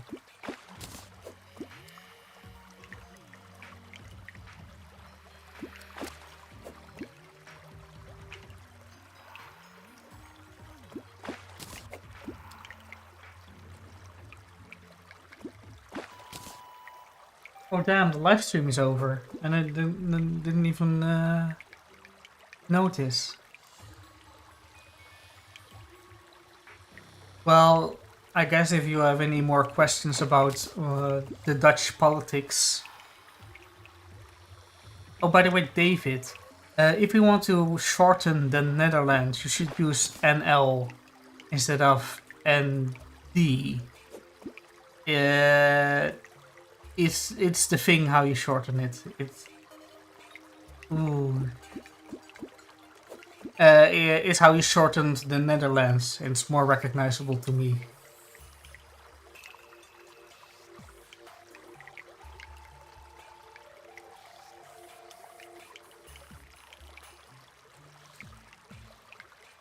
Yeah.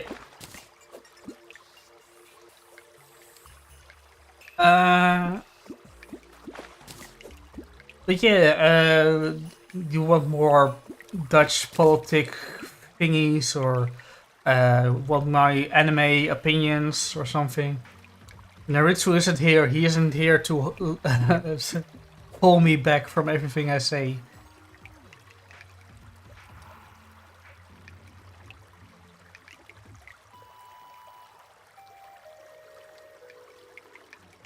As I fish.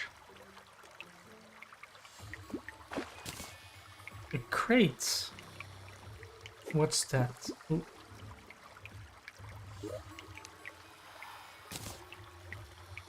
I guess some stuff.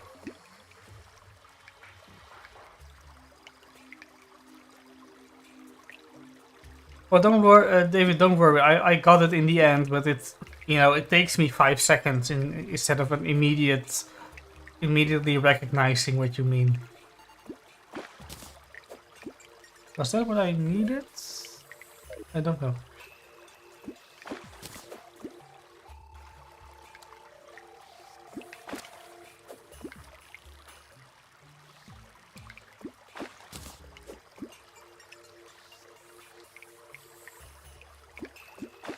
No, the sea level is rising, so it would more sea level, higher sea level would be bad because the dikes would have to get higher. There would be more. The reservoirs for if there's a lot of rain should be.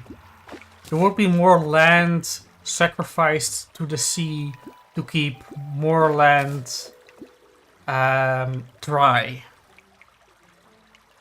If the sea level would go lower, then it would be fine. But the sea level is rising. It's getting closer, ever approaching, until it floods. It comes over the dikes and floods us all.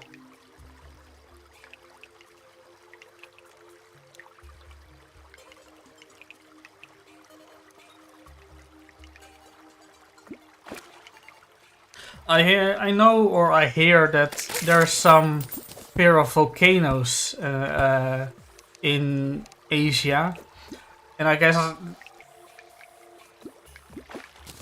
guess that's some kind of similar fear also. Oh, but you already said that you fear humans more than disasters.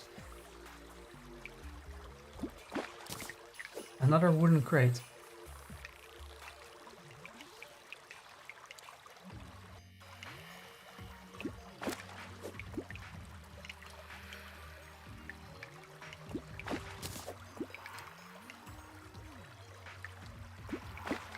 By the way, were you here before we did our rebranding? How do you like it? The more of a paper theme. Because I made it all by myself. Naretsu just seemed to like it and gave it a general. Said it was a general. I like it. Let's use it. But you know, actual viewer feedback.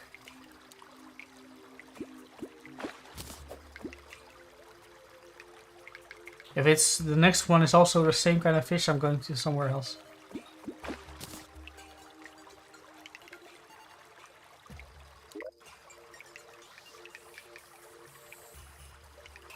Say, weapon.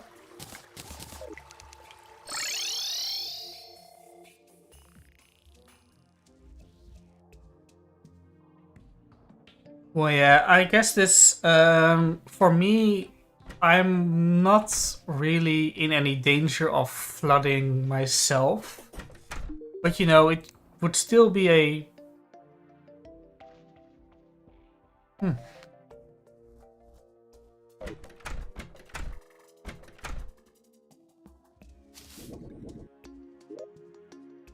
Alright, Samu. If you... alright. Wasn't talking? Sorry, I forgot my train of thought, David. Blame Samu. Samu! Feared, we've been so selfish. Yeah, you can think like that. We benefited from it already, so I get angry that it's it's going to blow on you. I guess. But Sam, yeah, my idea of when making these things was kind of a scattered notes approach. You know, random bits of paper, writing on whatever. A fish of Cthulhu? Quest item. Yeah, you might die and your entire nation might get destroyed by it, but hey, it was fun while it lasted.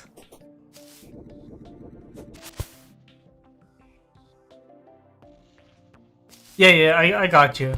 I was also talking about paper. The paper theme.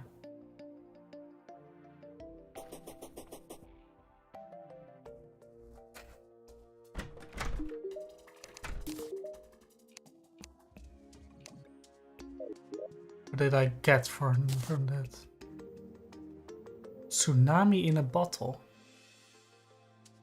I guess.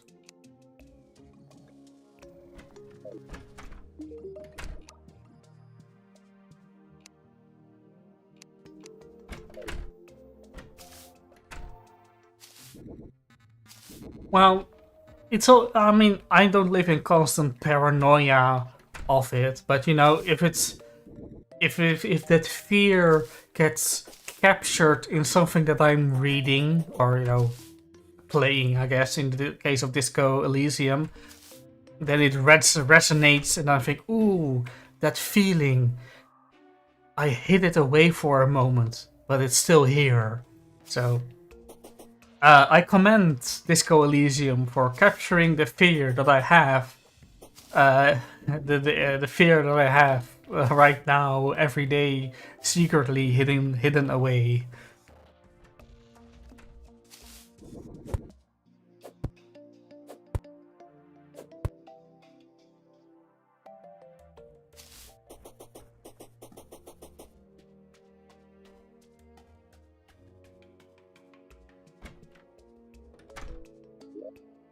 Let me see.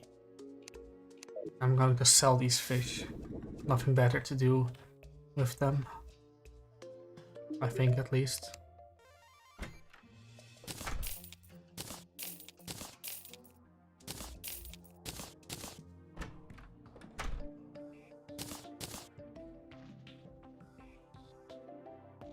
And I saw Tsunami in a Bottle has some use in crafting though. Oh yeah, whatever fear is stronger. I'm sure you once came across a book or a sentence that...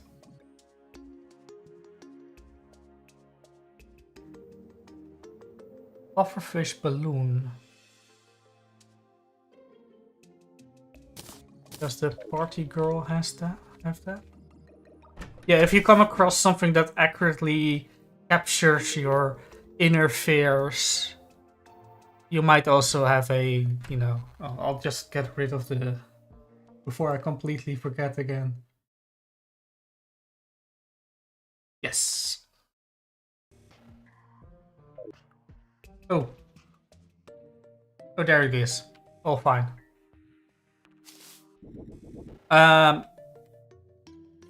Saying it one more time. If you read something that accurately resonates you, describing your fear, you're going to like it, I guess. This is the content why you are subscribed to me. Saying words correctly.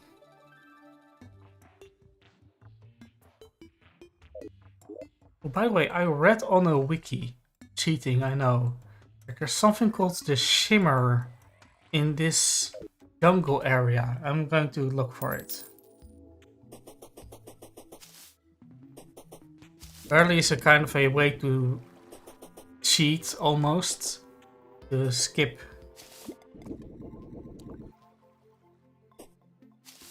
Very fascinating to observe. I like politics. Well, of course there are different kinds of politics, right? What was the button for horse? This horse button.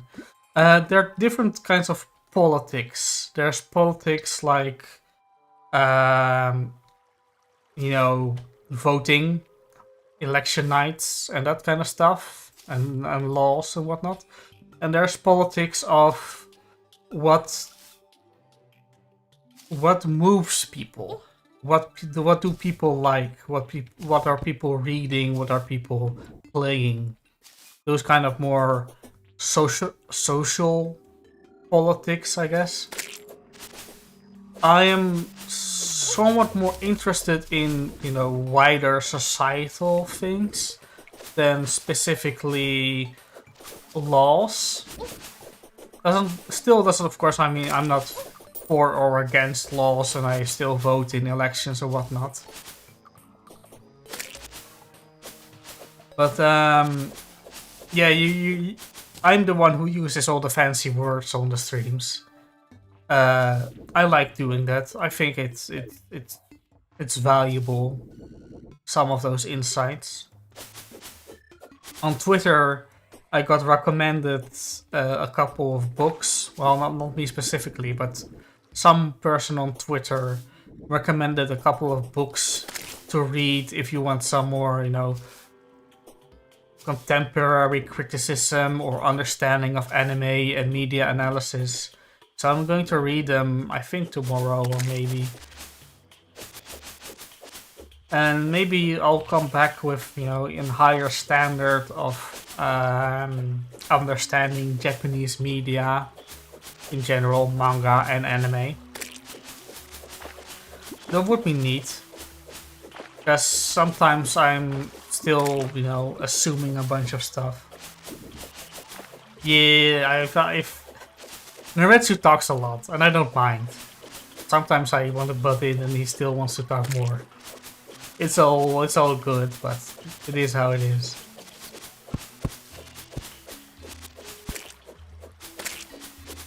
Nothing against him. It's why I got him. Otherwise, it would be very silent. There would be very silent streams.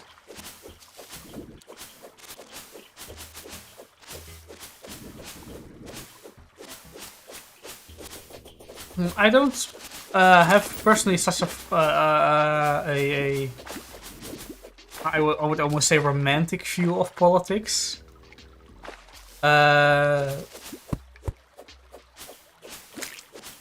Oh, I expected an enemy there. Yeah, I don't have such a romantic view of politics, but that's politics, right? People have different opinions. Everybody can't be the same.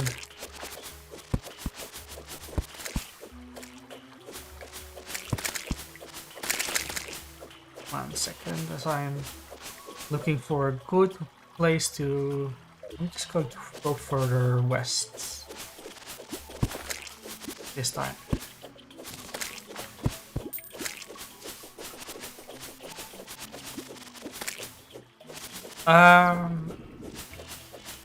Yeah, I'm not for the Well, I say romantic. Well, it was just a vibe I got.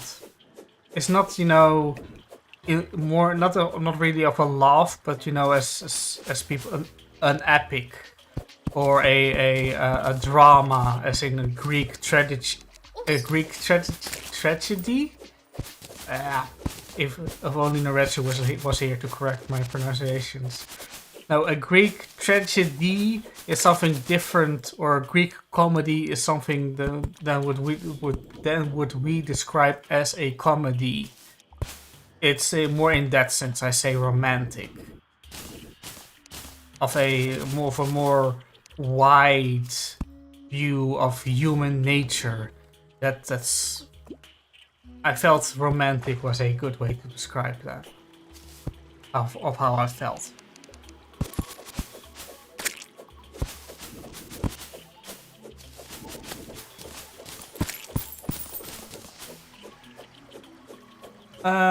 What was I going to say? I forgot. Something about politics. Oh yeah. Debates. I don't mind debating sometimes, but I don't think debating almost random people on the internet is very useful. I'd rather not, or actually.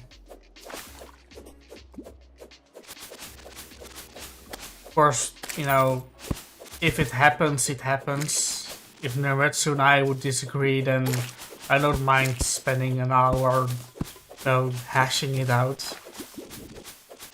But I'm not planning to debate some random person because they have a different opinion or something. Just yeah, that's true. It's fun to learn about the opinions people have.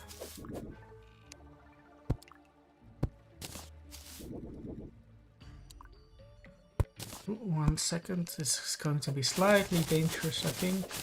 He's about... Yes. Yeah, politics. Political debates. Yeah, don't mind talking. Don't care much about winning debates.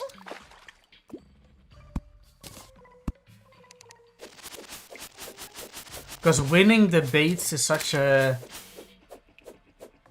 well, ambiguous thing. Because, you know, somebody might feel that you didn't counter every single point and therefore you didn't win, and because you didn't address every single of my points, you actually lost. That's not interesting, right?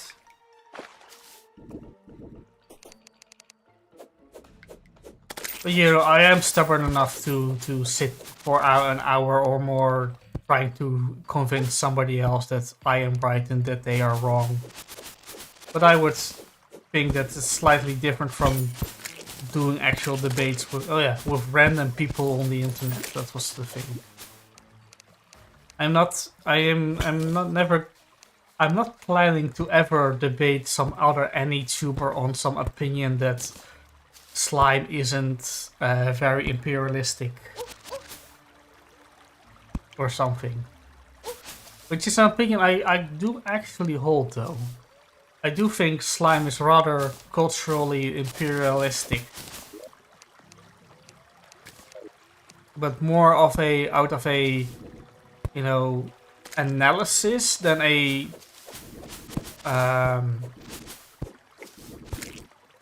it's more of out of an analysis of what I think is happening in slime than a condemnation that it's wrong for slime to be culturally imperialistic. That might be a thing to distinguish, and we might have mentioned it in Retsunai on the stream that I'm not necessarily condemning slime for being like that. More out of an analysis.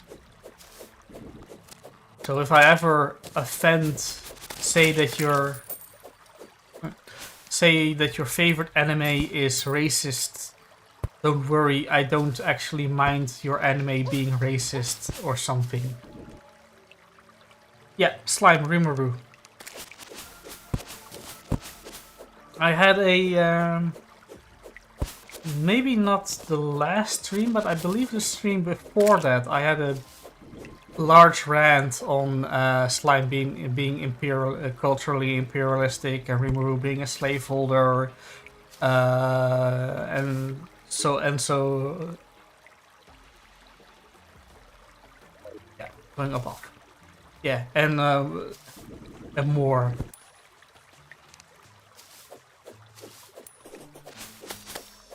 Would you yes. Would you see the point when I say that Rimuru comes into this fantasy world and immediately replaces the culture of whatever he touches with his own Japanese culture? And that even though he, doesn't enslave at first the goblins and later the orcs and the lizards and the remaining demons, or oni, I should say. They don't enslave him, but he is, doesn't mind them being eternally grateful and keep doing stuff for free for him for the rest of time and ever. That feels to me he's somewhat. He's getting in a lot of unpaid labor, and never seems to willing give them much self-sufficiency.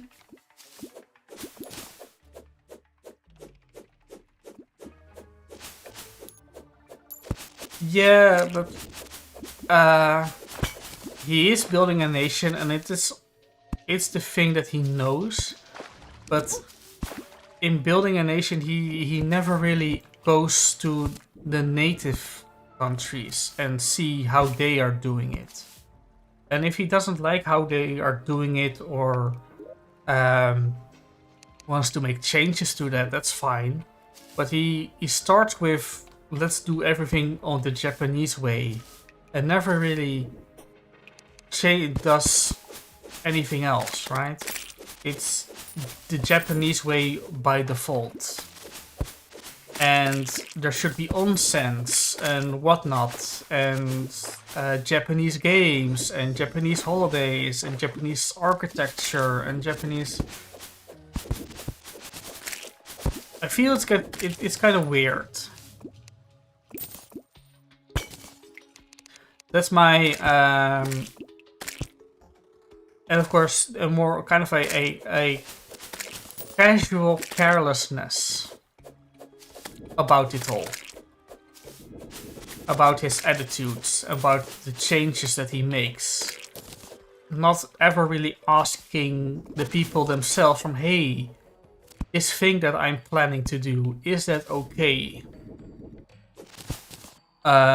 He never asks and he just does it. And well, this is the slavery. Rimuru is a slaveholder. That he always gets them to do things for free and never really ask for their input or consent, I guess.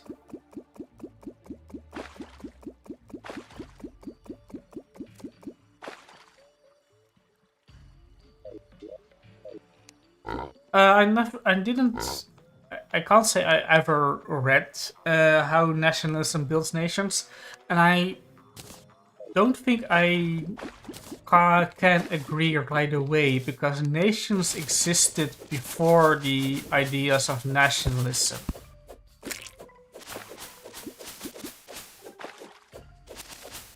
Right? Because...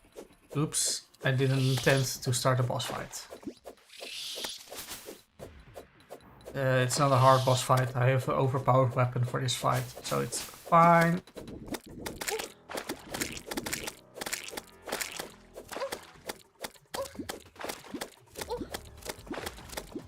But yeah, I don't feel that Rimuru gives sufficient autonomy. Give them any say in the nation that they are building, right? He takes over the goblin leader, he takes over the goblin village, and he just becomes the leader and does everything on his own without asking anybody.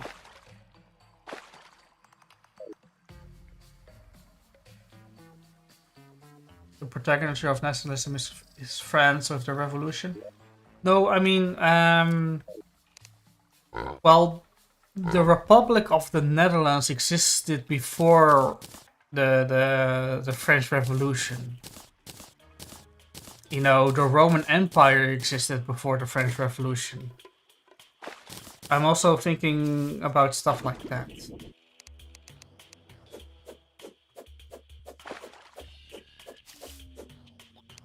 So those nations existed before nationalism.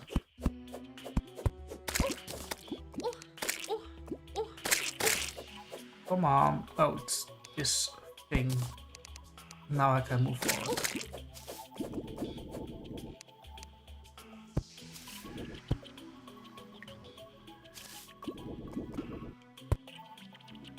But besides definitions of nationalism aside, that's why I say Slime Rimuru is kind of installing a vision of cultural imperialism, and is kind of a slaveholder in that he takes away every self-deterministic decision that the goblins and the orcs make, and just does stuff on his own.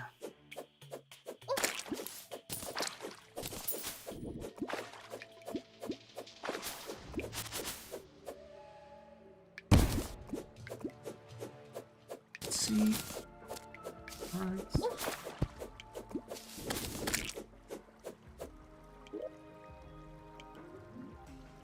This is kind of the... Oh, no, it goes a little bit further, the jungle. I'll check still a little more to the west. But you know, when we're going back to politics then, this is kind of the politics I'm more interested in when, you know, discussing anime and whatnot.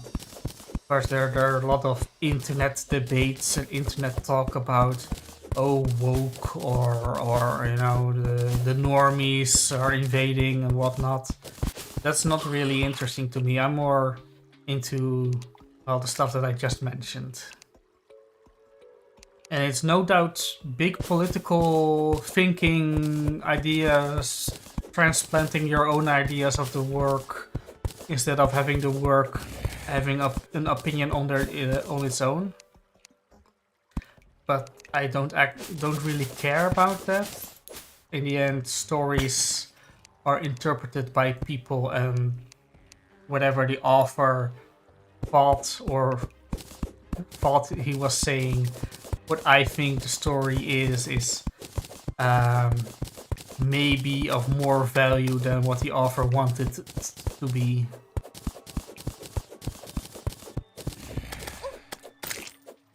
By the way, what time is it? I still have a half hour, at least. I'm not planning to do an exactly 3-hour stream. Well, so Rimuru is very, very powerful, right? And I think most of the things Rimuru does is kind of careless. And he could have done a lot more, but he is kind of lazy about it. So, of course, you know, if I knew what I... almost if I knew the future events, no. I would think I would give more automata. I would have the goblins rule themselves more. I wouldn't take such a central position in their culture. I wouldn't demand of them to that.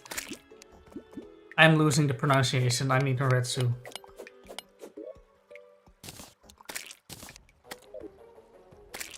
Yeah. I would have them have their own say in whatever nation I'm building. Because I don't really believe Rimuru lets them have their own say in the nation that they live in, right? He's the leader, and he never really seems to ask if it's okay what he's doing. So a kind of a democracy, I believe I would also, or at least, you know, a council of some kind. If a democracy is too foreign for them, if they don't understand what it is, maybe it can come later. I'll be the leader, I guess. But I'll institute some big council and have them have a almost majority say in that. Because it's the end, I am the outsider here. They are the native. It's their lands, their people that I'm ruling over.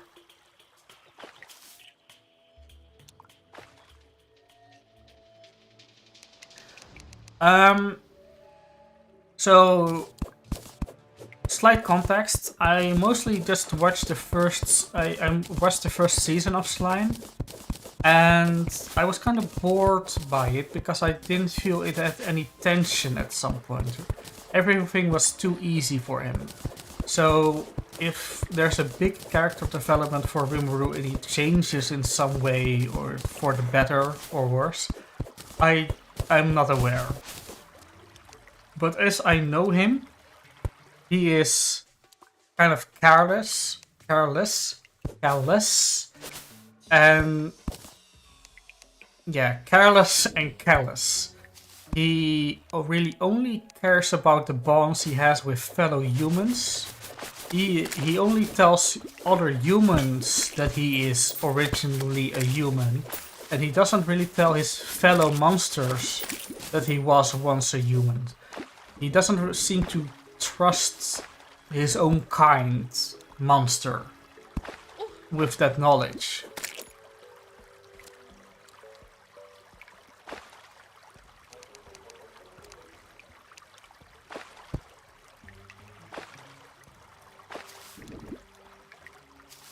Can't have been more autonomous than future, some sort of automatically came from it, so well, imperialism,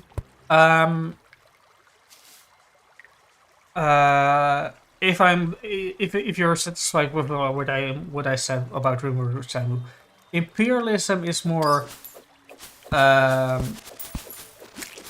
of a systematic, systematically, no, not system. Wow. Lots of big words, right? Oh, damage. Lots of big words. Imperialism, as I understand it, as I'm using it, is almost kind of oppressing other cultures, other people with your own larger, bigger, more powerful institutions. So when the British came and said, hey, India, you have to, you know, start speaking English, start drinking tea, do this and that, and whatever, and so forth. That's imperialism. When the US, when the America is saying, hey, you need to use these laws and you have to follow our values, so you can't. Sex is bad, even if your culture doesn't really particularly care about sex. You can't have sex on TV because we think it's bad.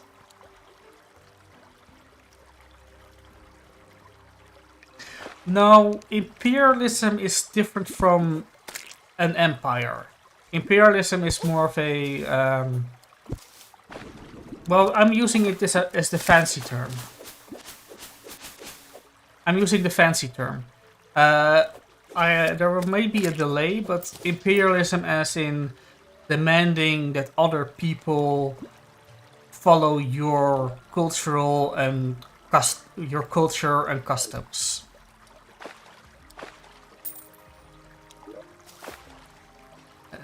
Second. So, like I said, when the US demands that you remove sex from TV because America thinks sex is bad on TV. Well, they're similar, but colonialism is related. Yes, colonialism is more of a, as I understand it, taking away land of the natives. While imperialism is more of the culture. The people can have their power over there. You don't care, but they have to do as you do.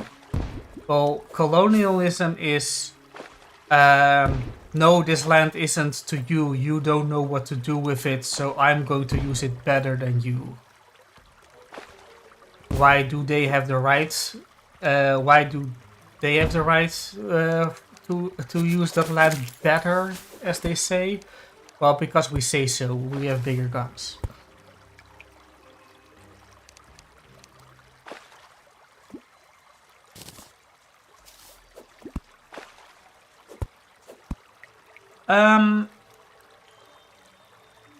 Rimuru isn't a national power, though. And he isn't really taking away their lands, he's just forcing everybody to adopt his customs. That's why I'm more calling him an imperialist than a colonialist. Because, well, he is the leader and king of the land. He isn't really taking away the land from the natives, the goblins, the first season. But he is saying to the goblins, but you have to play my Japanese games. You see what I'm what I'm cooking? What my problem generally is?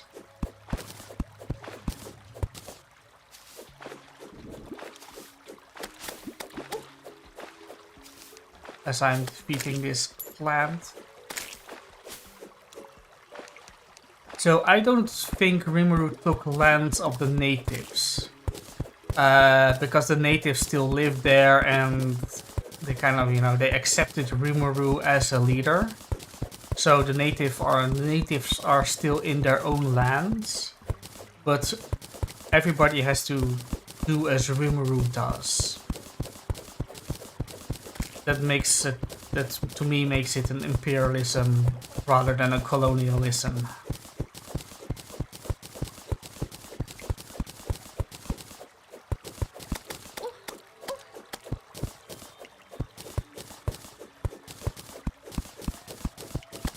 Yes. Alright. Oh, stupid slimes.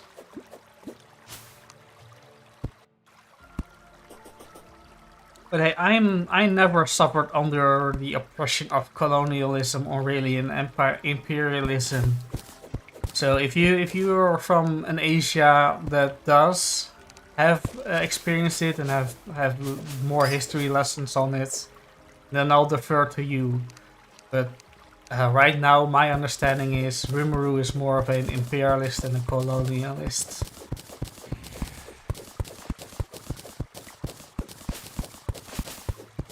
Also, the Caribbeans are massively colonialized.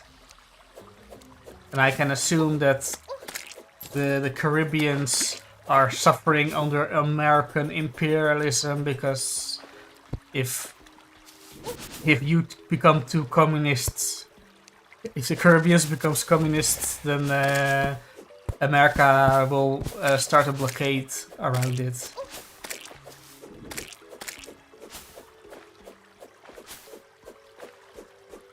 He's an outsider. He subjugated the local power. He's forced and he took colonists to Atlanta.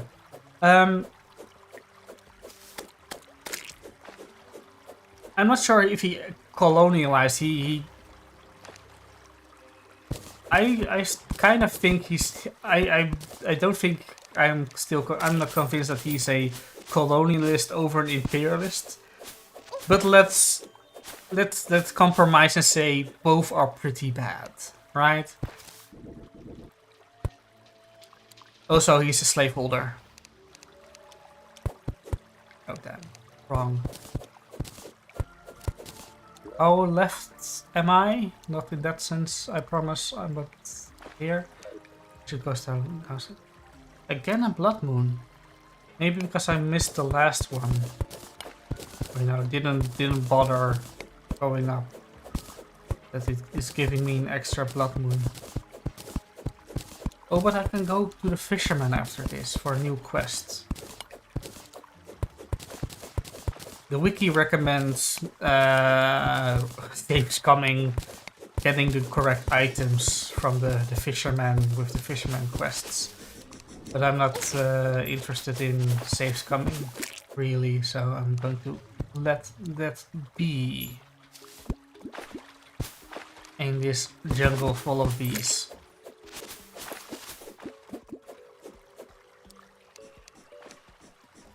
Another worm.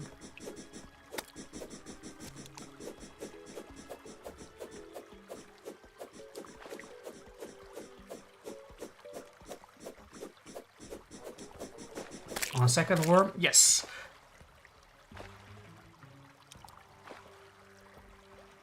Well, that's the fun thing, right? That the work doesn't even really need to think it's ideological for us to interpret it as having such an ideology.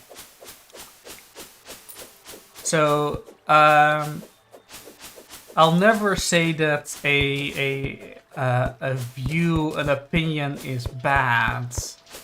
Because, Rimuru is a colonialist, an imperialist, a slaveholder, are wild accusations almost of slime the work.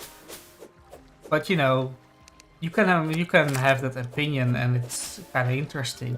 So I'm not going to disregard or dismiss somebody else's wild opinions just because I don't agree with them. Yes. I do want that wood. Yes. Going around the borders of the jungle biome.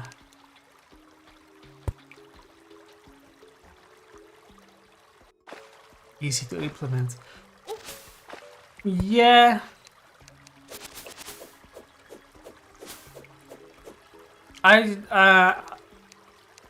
Going back of my opinions on Rimuru specifically, he's just too powerful for the lazy solutions that he picks.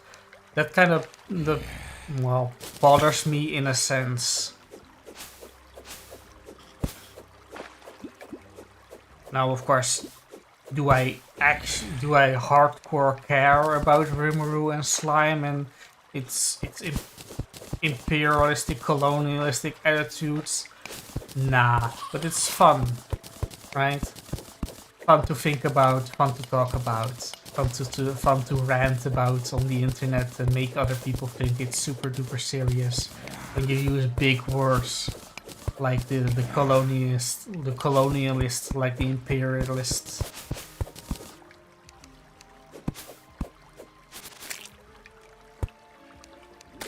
I mean, I could have similar opinions about other shows. I can't really think of one right now. But any series that has nation building in some kind kind of runs into this imperialism and colonialist issues, because it never really is about the isekais or when a Japanese guy comes along and implements a bunch of stuff. There's always a foreigner that does it, an outsider to the culture. So you always kind of run into this problem.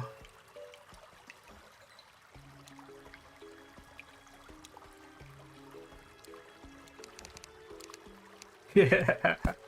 I think I once got on R Whoosh because I had some takes on terrible writing guy. You know the guy that does videos on writing, terrible writing videos, and he covers some trope or villain or evil empires and whatnot. I once made a video about it, about how he was kind of stupid for he made one on isekai, and I know isekai, so I had problems with it. And I made a video about it, how his isekai video was bad, and all there were a bunch of comments about how I didn't get it. And alright, fine if you say that I didn't get it, but I also didn't find it funny or interesting, so joke's on them. I thought the whole thing was bad.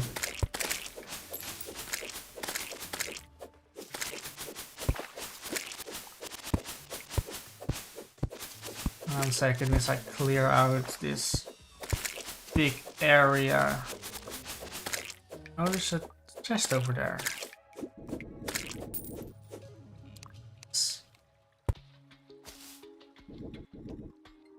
I'm not asking you to watch this video right now, but have you watched that video or do you know of the terrible writing videos? Kind of ironic, ironic, sarcastic videos about how you should totally include love interests in your stories. In love triangles and whatnot.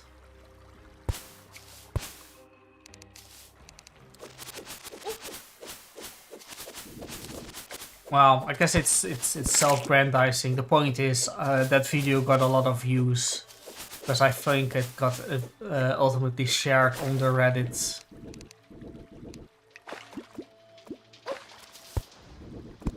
Well, it's sometimes a bit of a cliche, and cliches are badly written and so forth, and therefore people use it a lot, and if it's used a lot, then a lot of people aren't using it well.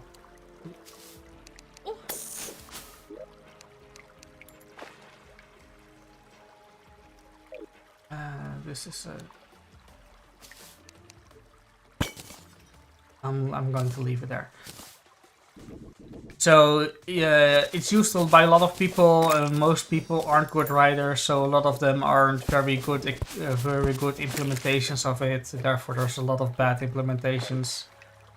That kind of progression.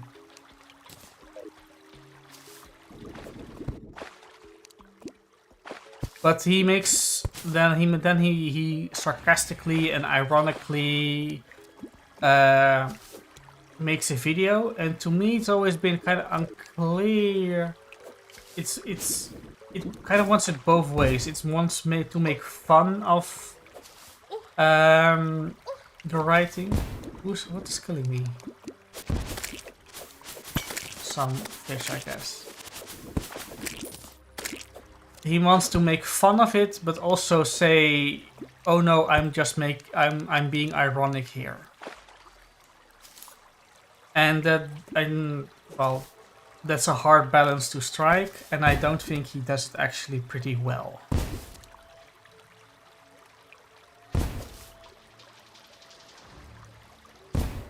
So I don't really believe the things he says. And there are a couple of other things, general things.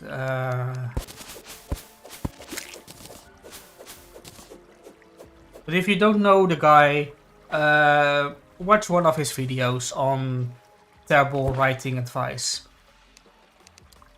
And the thing is that he's deliberately giving bad advice, so it's ironic, I guess. So if you say that his advice is bad, then haha, you missed the joke. But then if you point out that being ironic isn't a good defense, then you're not getting the joke. If it's a joke, I think it's a bad joke anyway.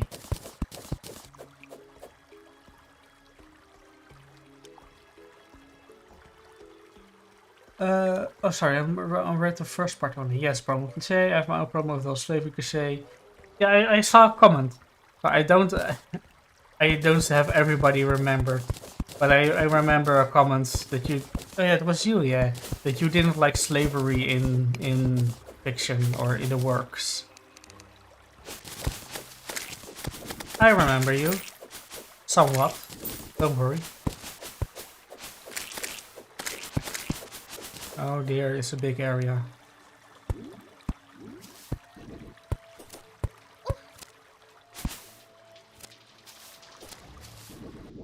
No, I think...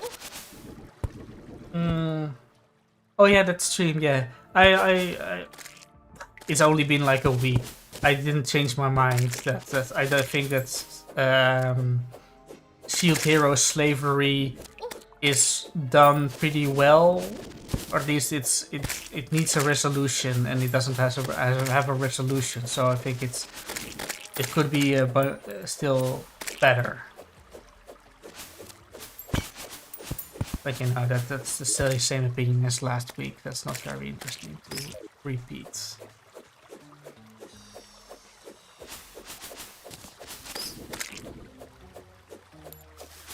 Meanwhile, I plan to...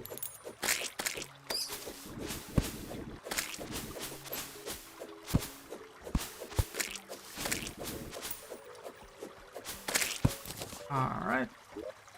That thing. I want that thing. This can go.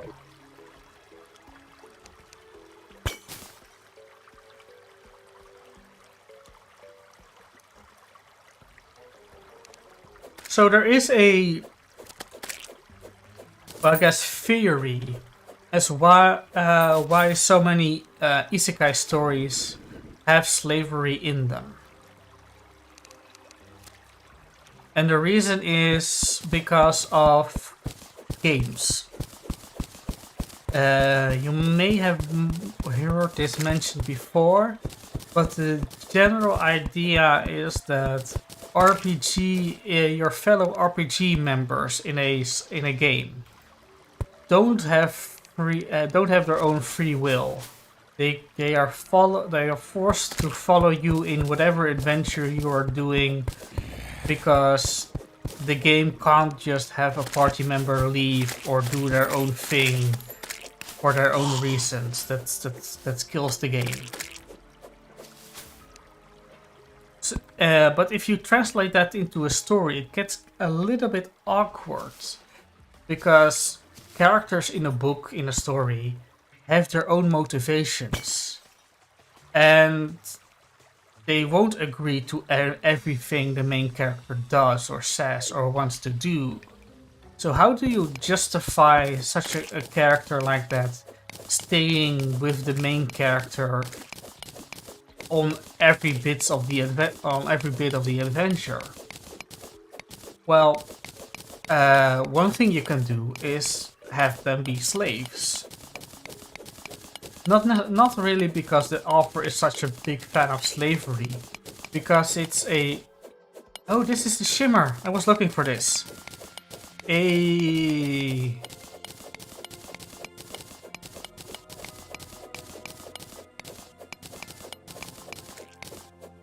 I'm getting completely distracted by the fact that I actually found the thing that I was looking for. Never seen this before in game. I only, read about it on a wiki.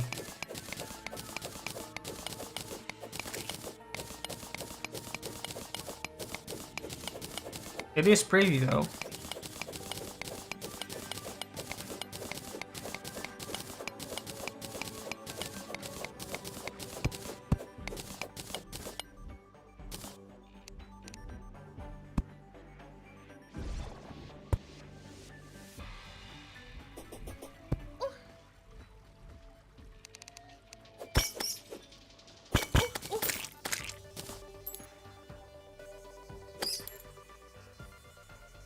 I'm very much distracted by this pretty...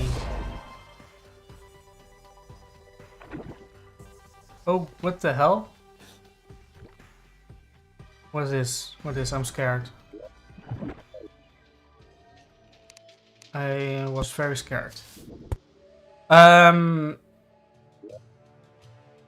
Did I drop through? I guess I dropped through. I'll dig back up, I guess.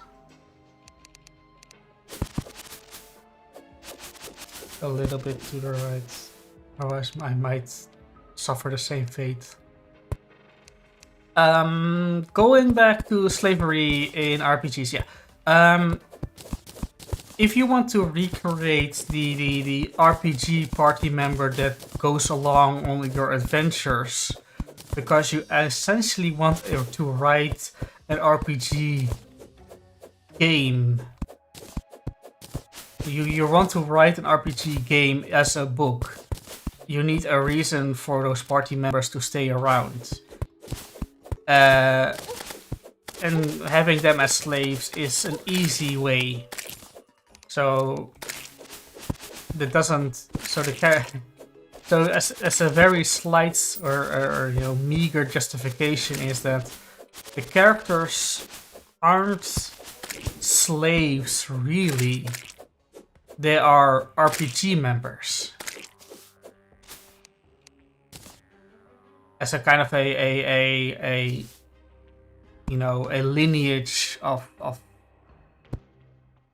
a reasoning, a lineage of etymology of the words of a trope.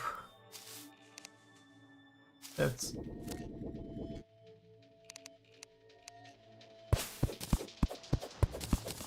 I mean, it's in the end, it's still a shortcut to ignore, to not have character motivations for side characters to stay with the main character. So I won't deny it's lazy in that sense. I think it's an interesting. Oh, that's kind of awkward.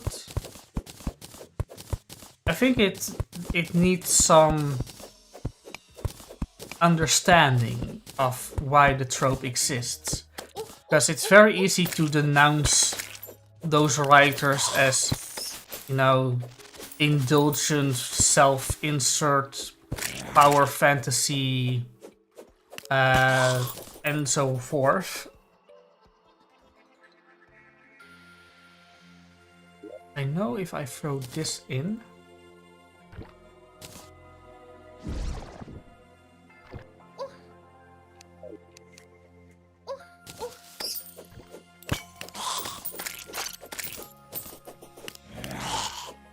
I can go back. Yes.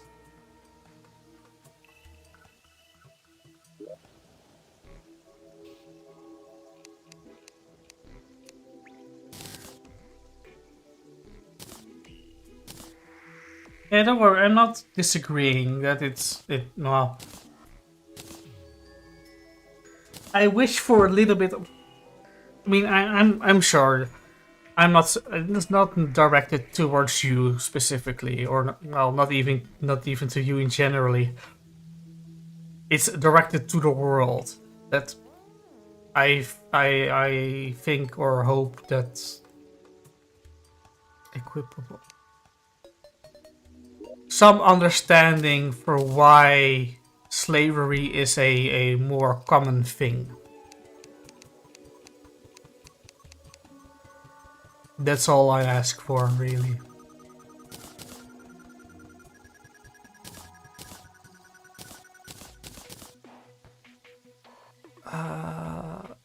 Wait, I'm going to...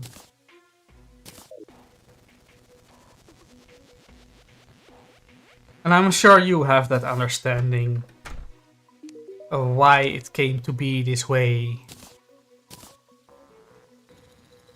Alright, Ankh, I know that's some big late game stuff.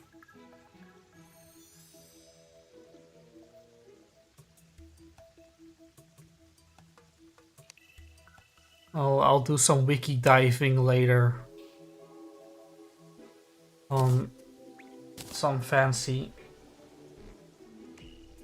things, but I'm now immune to poison and bleeding. That helps.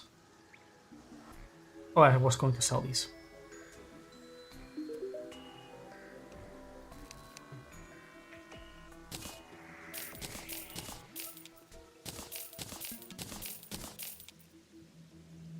Other stuff. Don't want that one. Want to keep the tsunami.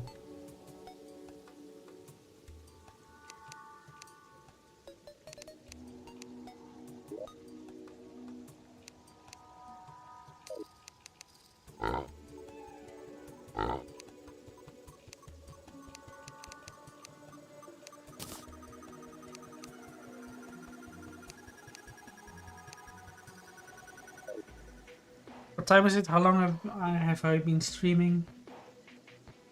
3 hours. It's very interesting that I'm getting a little bit tired right at this moment when I usually stop streaming.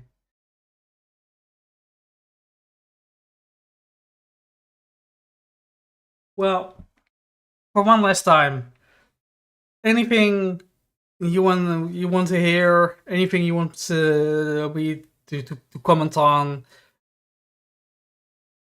before I go?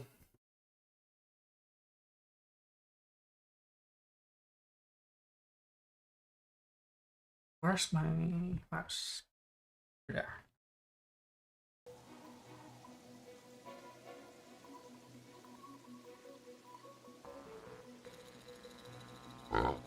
Because after this, you can assume the plan is likely we won't stream for until like next, not the coming Friday, but the Friday after that. Sell this. Small warning.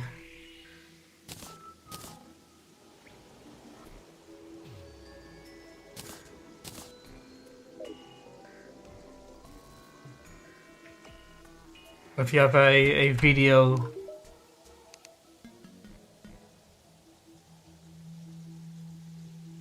Yes, indeed, it's been 3 hours.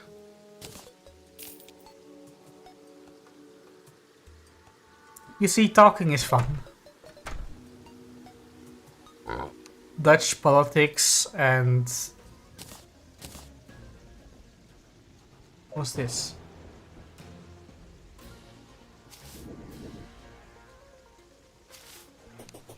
Sorry, getting distracted by a in-game event.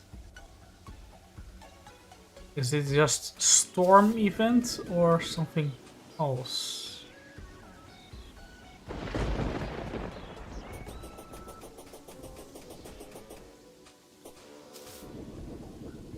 Sometimes if I talk to people, they have something to say about that.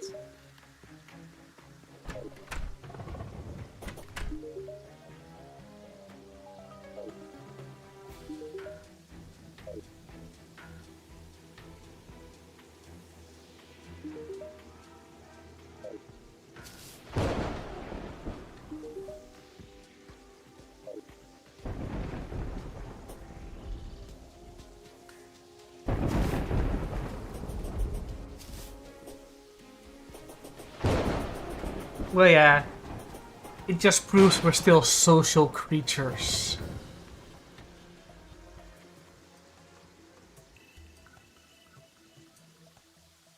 Talking is fun.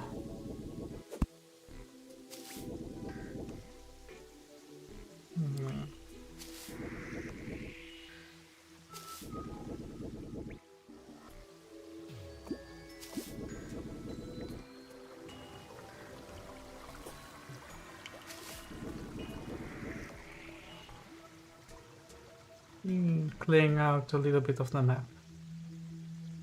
Although I don't see any monsters at this Storm Night event.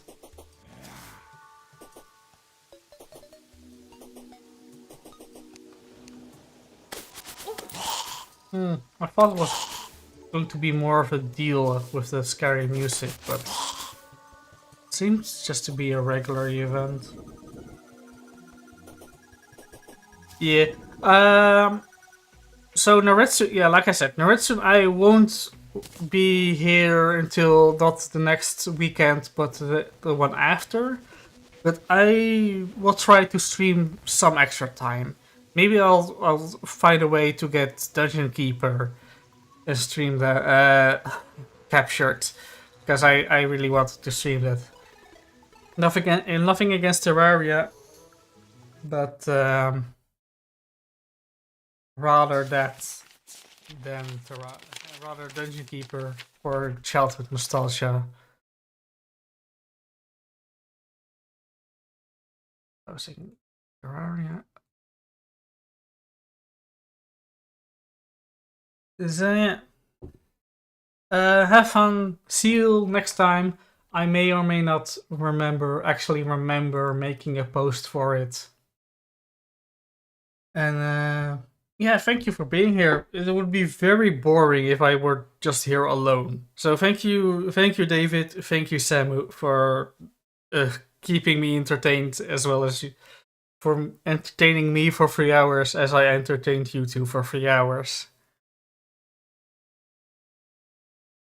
Have fun whatever time zone you're in. I am going to bed. Till next time.